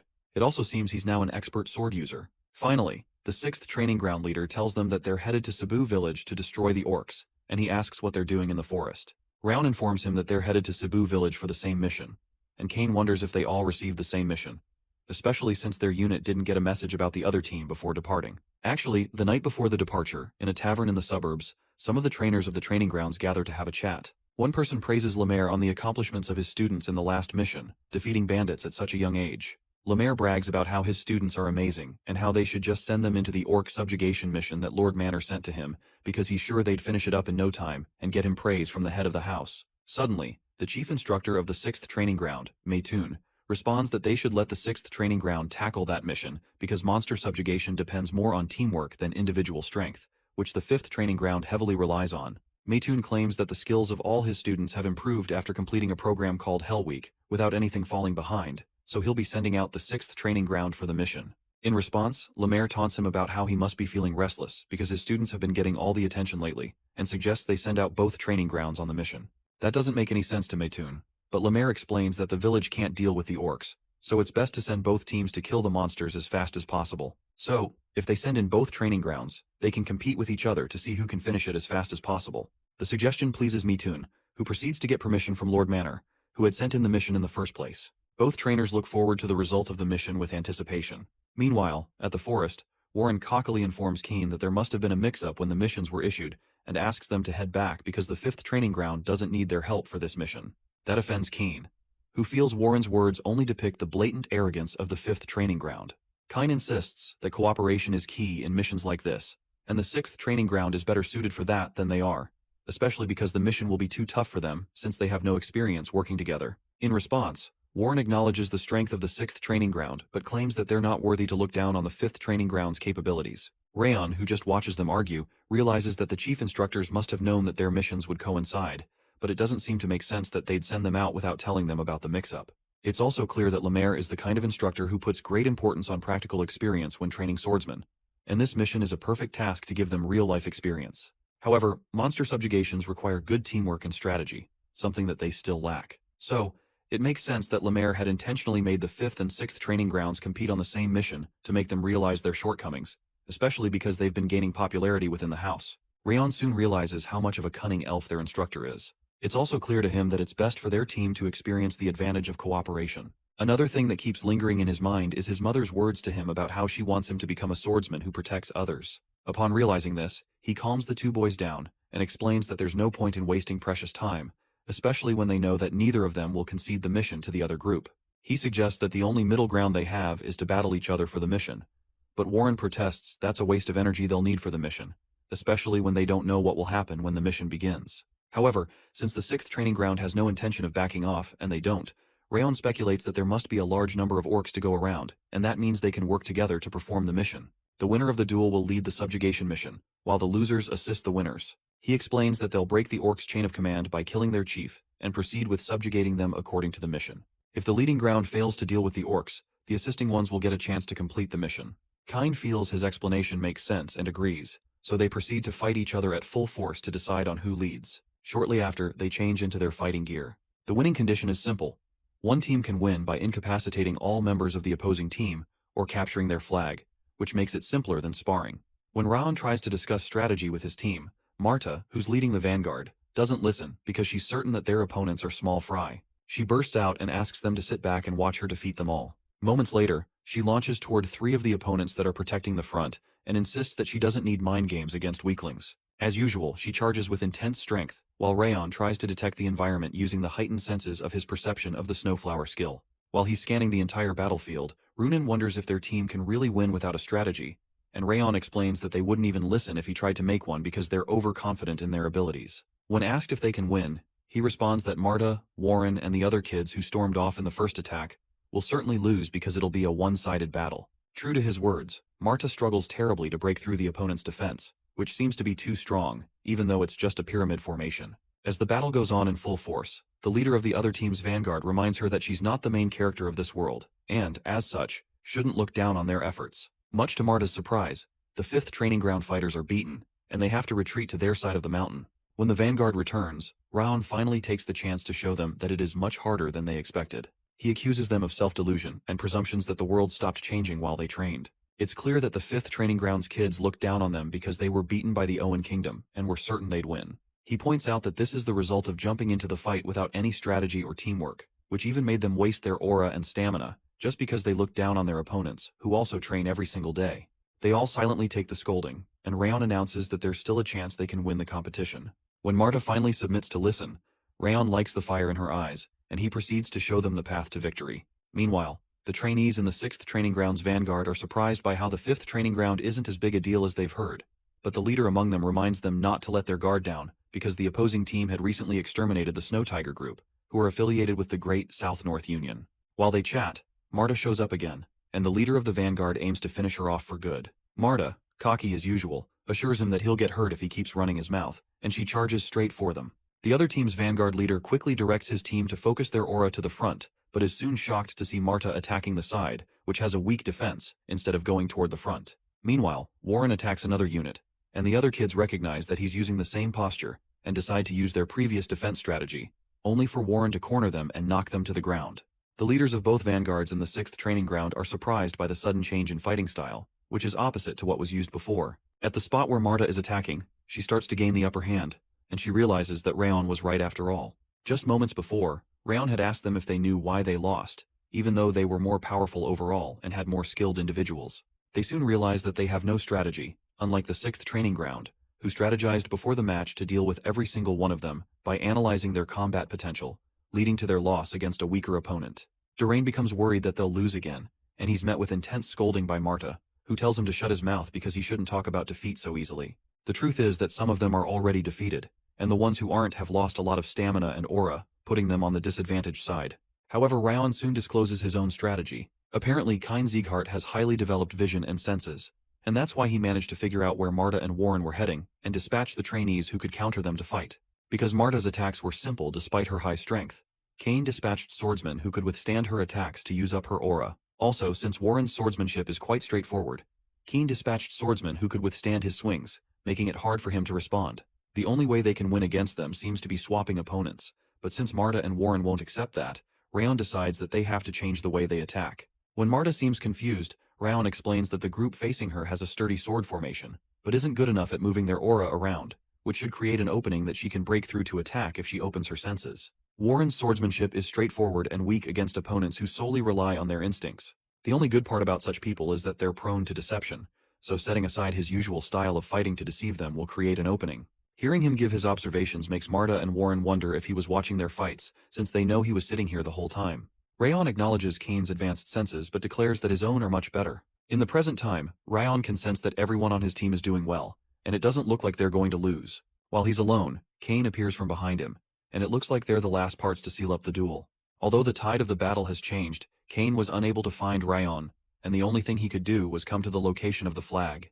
Kine also easily figures out that the tide of the battle has changed because it seems that Rayon gave out some instructions to them, but he declares that he's going to end the battle there. He also knows about Rayon's fire attribute, but when he triggers his own fire attribute, Rayon is surprised because he didn't know Kane also uses the same attribute. After he does that, Kane boldly declares that his aura is the highest grade among the fire attributes, a quantity that surpasses most of the regular swordsmen, which Rayon can't win against. Meanwhile, Rayon also triggers his own fire aura and retorts that people in this house talk too much before a fight. Both leaders face each other squarely to get started on their own duel. Before they begin, Rayon promises to show Kane how his flame will devour his. In the twinkle of an eye, our boy dashes toward Kane at a ridiculous speed, surprising Kane with his speed and flame intensity. Although Kane is certain that Rayon's aura isn't as good as his own, he errs on the side of caution and jumps backward to avoid Rayon's strike, because he has heard that his flames were able to defeat Rayon and even the Prince of Owen.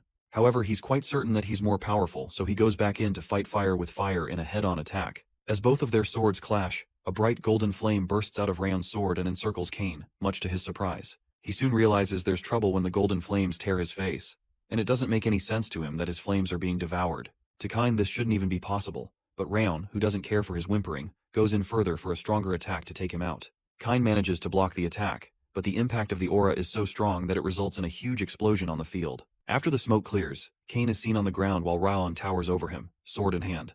When the other members of the team return, they're surprised to find Kane in their camp, and Rayon explains that he's here because he had planned to attack him since that's the easiest way to reverse the tide of the battle. They're surprised that Rayon was able to predict Kane's arrival, as well as the tips that he gave them that allowed them to win their individual battles, which they would have lost if they had done otherwise. Even Marta agrees that they won because of his instructions, and she would have stopped following his orders if they were bad. Once again, they all acknowledge him as the 5th Training Ground's top trainee, and pledge to obey his orders in the future, without complaint. Rayon is glad to see that they've grown in such a short time, and he agrees that this is the ideal way the 5th training should be. Finally, he addresses everyone on doing a good job, and reminds them that the lesson of the day is the dangers of being absorbed in groundless pride and arrogance that causes one to act without a strategy, which would cost lives in real battle. While Rayon reminds the kids not to forget the experience of the day, Kane stands far away and watches Rayon silently. As Rayon instructs the others that they're going to be camping in the forest because it's getting late, and asks them to divide into teams to build the campsite and keep watch, Kane realizes that Rayon is much more competent than he expected. Kane had thought that the 5th training ground was arrogant, but it's clear that he was the one that was arrogant. Eventually, he steps toward Rayon with a handshake, thanking him for the lesson, especially helping him realize that he can't let down his guard until the very end, and learning to prepare another plan in case of failure.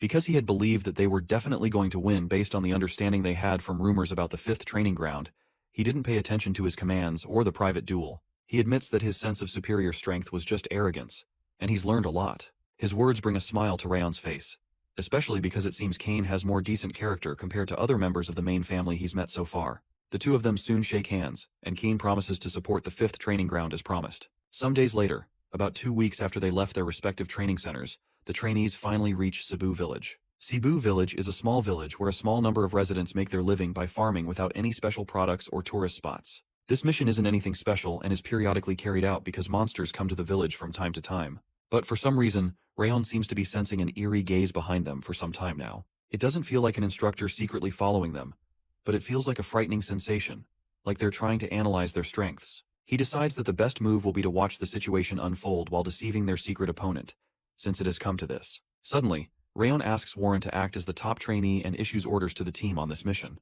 The odd request confuses Warren, and Rayon explains that he would like the others to play integral parts of the new mission, because only he and Runan got to fight the bandits in the Snow Tiger mission.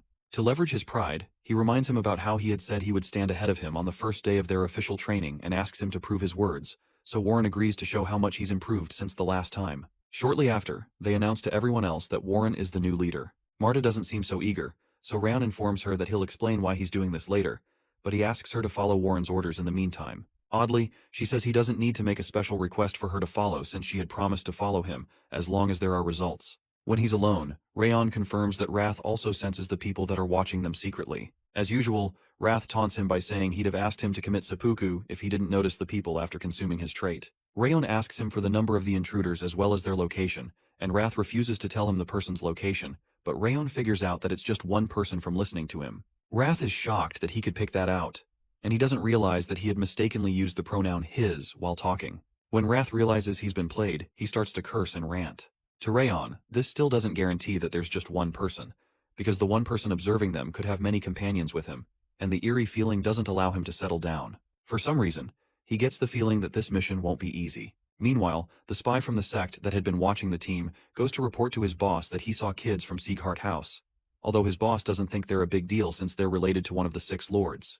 The scout explains that they seem to be trainees instead of regular swordsmen, and they're probably on their second mission considering the fact that their instructors are not nearby. He also claims that he was undetected, and his boss agrees that there's no way the mere trainees would detect him. He also wonders why House Sieghart would dispatch trainees after they had taken care of some of the orcs, and his boss figures that the villagers must have signaled for reinforcement after some orcs came again, especially because they've wasted too much time in finding the magic stone they came here to look for. Apparently, this secret sect came here to search the entire mountain for a magic stone, and since they haven't found it, the only place left to check seems to be the village.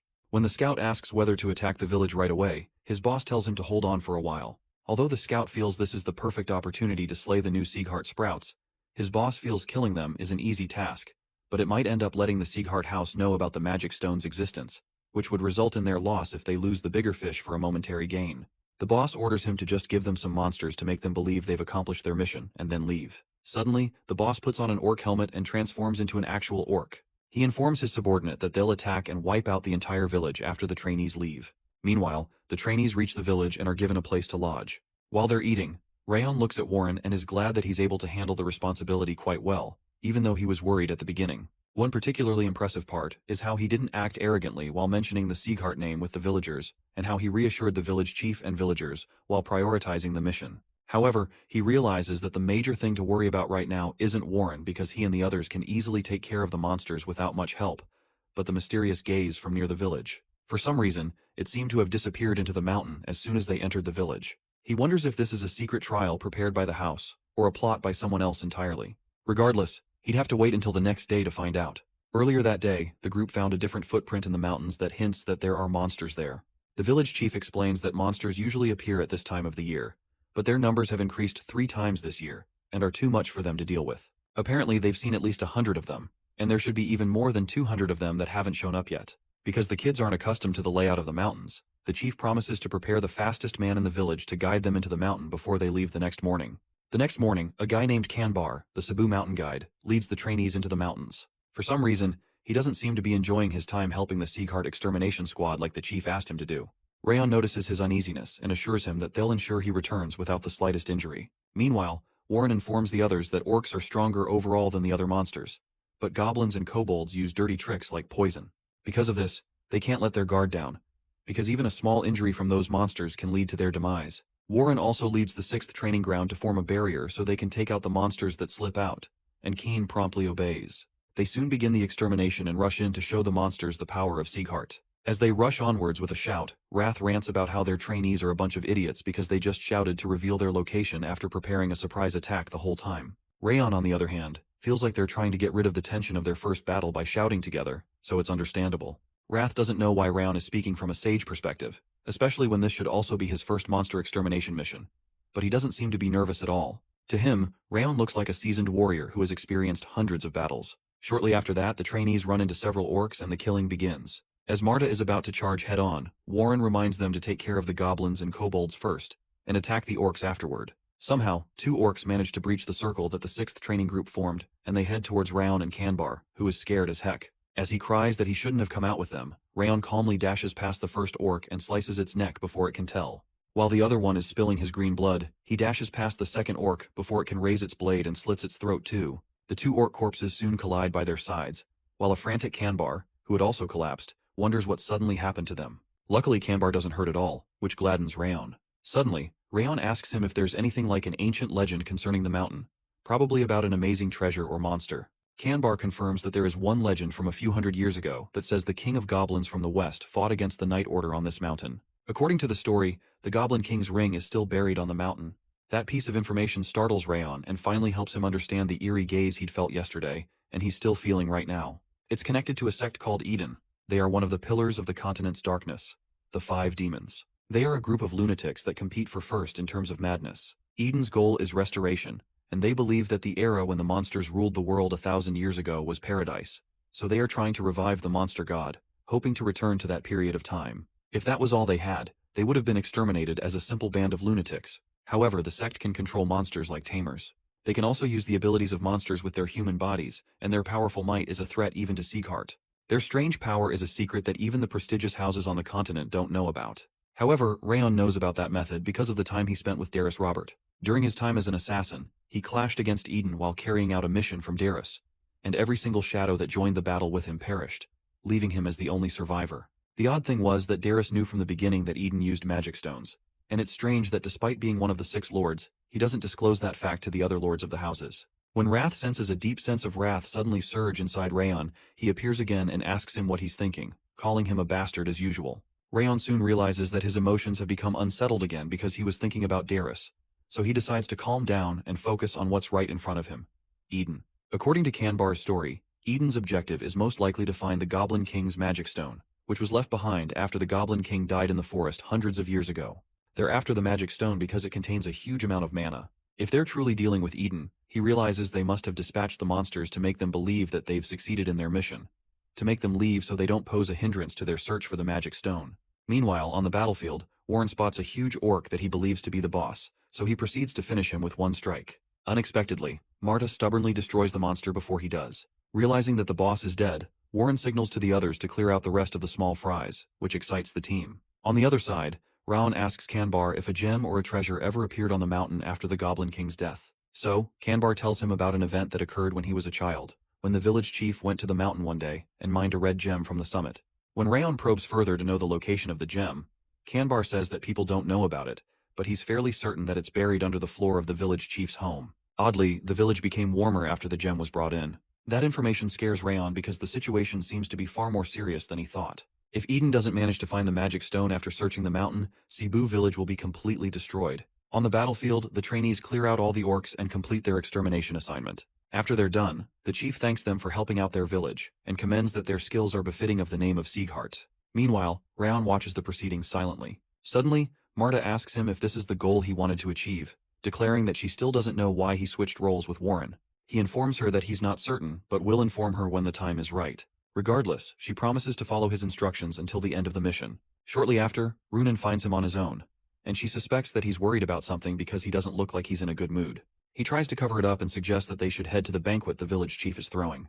What's actually on his mind is how Eden won't take action until they leave the village, and will send monsters right after they leave. The next day, outside Cebu village, the trainees take their leave, and Warren reminisces over the great things that had happened on the mission. So far, they were able to exterminate all the monsters on Cebu Mountain with no fatalities, and only a few people ending up with small injuries. To him, they were able to achieve their first mission perfectly, and that must be why Rayon isn't asking him to give the commander position back.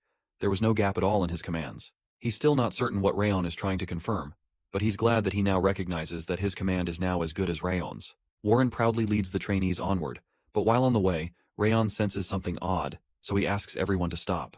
The trainees start to murmur about how it's too early to camp, and they wonder what's going on. Suddenly Rayon announces to them that the real mission begins now. This comes as a surprise to Warren and Keen because it doesn't make any sense, since they've exterminated the orcs, and even cleaned up the aftermath. Rayon explains to them that their mission is to exterminate the monsters and protect the village, and even though they've done the first part, someone was observing them until a moment ago. Apparently they were observing them until an hour ago, when they disappeared. They could brush it off as an instructor, but they had an aura of hostility around them, and it was not something that could come from an instructor. He recounts that he noticed the presence before they arrived at the village, and it disappeared toward the village once they got away from it by half a day. It comes as a surprise to Warren and Marta that they were being watched before they arrived at the village, and Rayon spells it out that it was precisely from the moment they reached the hill near the village. They quickly figure out that the reason he gave the commander position to Warren was to hide his presence in order to better understand the enemy. Rayon's sharp thinking astounds Kane because his senses and plans are better than those of some of their instructors. He's surprised that even he couldn't detect that someone was observing them. A reality check hits Warren, who asks to clarify why he was given the commander position. Oddly, Rayon agrees to having given him the position because he trusts him and believes that he would be able to lead the trainees even better than he could, thereby posing as the ideal top trainee and making the enemies believe that, so they don't notice his existence. Rayon commends that he was truly worthy of the Sieghart name and suggests that they nominate him as the vice top trainee after they return. This comes as a blow to Warren, who had thought that he was standing on equal ground as Rayon, only to find out that he was simply used as a decoy to distract the enemies. Rayon announces that it's impossible for monsters to cooperate with other races, and the orcs and goblins were cooperating during the mission, which implies that the enemies are using some method to control the monsters. Their first mission is to protect the village since there are still enemies threatening the village. They all proceed to return to Cebu village, but this time quietly, so that no one will notice them. Rayon suggests that they just mind their steps since they didn't carry any tools to disguise themselves. Oddly, it turns out that Dorian had carried around several disguise tools. It's surprising that he carried about 40 disguise tools just in case, and it goes to show how frightened the kid can get. While they disguise themselves, Rayon orders Crane to run to the nearby branch to inform them about their current situation. Before they leave, Rayon reminds the trainees to obey his orders unconditionally from that moment onwards without refusing anything. 5 hours later, near Cebu Mountain, at Eden's temporary hideout, the scout reports that the trainees have left the village, and they decide to begin the plan called Restoration. The boss transforms into a huge orc after putting on his helmet again, and several other orcs show up by his side. He instructs them to wipe out all the villagers, not let a single one of them live. The orcs rush down the mountain and onto the village, while Rayon and Warren watch them from above. Warren is surprised that there are more orcs, as Rayon had said, and he passionately plans to finish them all off this time. Before he can act, Rayon reminds him that it's not time to act yet because someone is watching them, and he knows it's a human being, but the enemy's actual identity is yet to be revealed. The staggering number of orcs and their weapons unsettle Warren though, and he becomes worried that there will be great casualties in the village if they don't act now. Meanwhile, Rayon explains that they'll be annihilated and end up defeated if they act too early. Warren still tries to do something because of the sheer number of orcs, but Rayon insists that it's not yet time. Our boy soon informs the others that they need to be more careful since they're up against Eden. Luckily, the others seem to recognize the 5-demon sect known as Eden. Although Rayon isn't still sure if they're really up against Eden, he knows that the ability to control monsters could either mean that folks from the Eden sect are here, or a Lord rank monster has appeared, and that's why they need to act carefully. Meanwhile, Warren acknowledges the strength of Eden and how reasonable Rayon's orders are, but he can't just accept the fact that they have to let half of the villagers die without doing anything. He challenges Rayon's plan of just hiding away while the villagers are being attacked, expressing that he had once acknowledged him as someone befitting of the Sieghart name more than him, but he just can't accept that they have to sit on their hands. To him, wielding their sword for the sake of the villagers is the way of a true swordsman of Sieghart. He soon jumps down the mountain towards the village and informs the others that they don't have to follow him anymore unless they consider themselves true swordsmen of Sieghart. As Rayon is still watching him stubbornly leave, Runan follows him. The other trainees feel Warren is right because it would be embarrassing for Sieghart to be afraid of the 5 demons, so they decide to follow after them to quickly protect the village and the villagers. Kine also leads the 6th training ground after them to help the 5th training ground and attack Eden's demons. After they leave, a few other trainees remain with Rayon. The truth is that Rayon had expected this to happen, judging from what he's seen so far. Because he knows they won't be able to stay quiet in the face of injustice, he had sent an aura message to Runan in advance, telling her to follow them. The only good part is that Warren and Keen are there, so the trainees should be able to last for a while against Eden. The only part that Rayon didn't expect is that Marta would wait behind because she's always the first to head out in such situations. When he asks her, she reminds him that she had promised to fully follow his instructions. Her words bring a smile across his face, and he informs the rest of them that they'll also be going into the village. However, they're going to be hiding their presence as much as possible, especially because Eden would have additional troops that won't be joining the battle on the front lines. For some reason, Rayon can sense a strong bloodlust in the middle of the mountain that's not heading towards the village. The other trainees can deal with the other enemies, but it will end badly if they have a frontal clash with this mysterious enemy. Meanwhile, on the battlefield, Warren leads the others not to take the orcs head-on, but to deflect their attacks first and respond with a counterattack. He also suggests that 2 people attack at once if it's difficult for one person to do so. Their plan is to stop the orcs right there before they reach the village. He soon notices that these monsters are a lot more ferocious and powerful than the orcs they fought the day before, but protecting the village won't be difficult if this is all they have. The only issue is that, knowing Eden, this cannot be all they have, and that makes him wonder if Rayon was right after all. To counter anything hidden and unexpected, he tells the others to watch out for hidden attacks from above and the bushes where they can hide. While they're fighting, a troop known as Eden's Green Demon Troop emerges behind them, and it's clear they're from Eden because of their goblin masks and helmets. Just from a glance, Warren can detect that there are more than 40 of them. To respond to the threat, he orders Keen to keep fighting the orcs, heading to the village with the orcs, while Runan freezes the feet of the orcs and the green demons with her frost, and he'll deal with the green demons. Runan quickly affirms her orders and proceeds to launch an attack at the monsters to freeze them all using her frost aura. One strike of the frost aura freezes a nearby orc solid, so Warren goes in for the kill using his star-connecting sword skill. With a quick dash, he leaps towards the orcs and slashes their throats, also employing a skill called the Sword of Autumn Wind. Unknown to him, there's a member of the Eden Green Demon group on a nearby tree behind him. They soon shoot a myriad of poisoned needles at the trainees, so Warren tells them to block them with their aura, or use their footwork to dodge. Soon after, they also realize that the enemies have spread poison fog on the ground, which makes the trainees start to gag. The poison is more powerful than the ones used by the monsters, so Warren quickly alerts them to cover their mouths. The trainees suddenly begin to collapse and are unable to wield their swords, and even Warren starts to lose balance because he was also poisoned in the split second before they realized. His body soon begins to stiffen, and Runan also starts to become lightheaded. But the number of monsters and green demons does not decrease at all. At this rate, their annihilation is unavoidable. Suddenly, a huge explosion occurs right in the middle of the field. After the smoke clears, it turns out that the destructive power came from Marta. Behind her are the rest of the trainees who stayed with Rayon, and she leads them to take out the trash, referring to Eden, and not let a single one escape. The oppressed trainees are glad to see Marta and the second team coming, And they should be, because they would have collapsed from the poison in the air if Marta hadn't dispelled it with the explosion she just triggered. They soon take courage to continue the fight. Although Rayon is still nowhere to be seen, it looks like the tide has been reversed, and they can win at this rate. Meanwhile, the green demons are shocked that ordinary trainees can be so strong, so they decide to run away so they don't get killed. Before they can escape, their boss shows up and asks them if they're planning to escape from battle. The towering image of the new guy astounds everyone on the battlefield because his aura is on a whole different level compared to the green demons, and it can speak human language. Judging from the fighter's helmet he's wearing, it's clear that he's the Eden Green War Demon. Even though his rank is low, he's one of Eden's executives, and it's a mystery why he would be in such a place. The Green War Demon recalls that the report stated that they had left, and he wonders if they had returned after they noticed their ambush, which would be pretty good for ordinary trainees. Judging from their levels, he figures that Marta was the one who noticed and counsels that they should have left quietly to avoid losing their lives. Because they didn't know their place, he decides to kill them all. With a single strike, the demon knocks Warren, Marta, and Runan. The sudden turn of events surprises the rest of the trainees, and they start to look for Kane to help, but realize he's busy fighting the orcs near the wooden barricade. Rayon is also nowhere to be found, and they figure he must have escaped after seeing the Green War Demon. When Marta struggles to get back up, the Green War Demon commends her as the most decent one among the trash, especially since she had managed to notice their presence. Regardless, he considers her a vermin, with no ability, strength, or willpower, who's about to be trampled to death. He lifts his sword to kill them all, and Rayon suddenly bursts out of the woods from behind him, covered in a glorious blaze of golden flames. As he jumps towards his neck, the war monster notices the advancing threat and quickly moves, but Rayon manages to cut his hand to the ground using the 10,000 Flames Cultivation First Flame Vortex. The attack amuses the demon, who had intentionally moved towards him to avoid the neck strike. The fact that he missed the neck pisses off Rayon, but he has an assassination plan up his sleeves.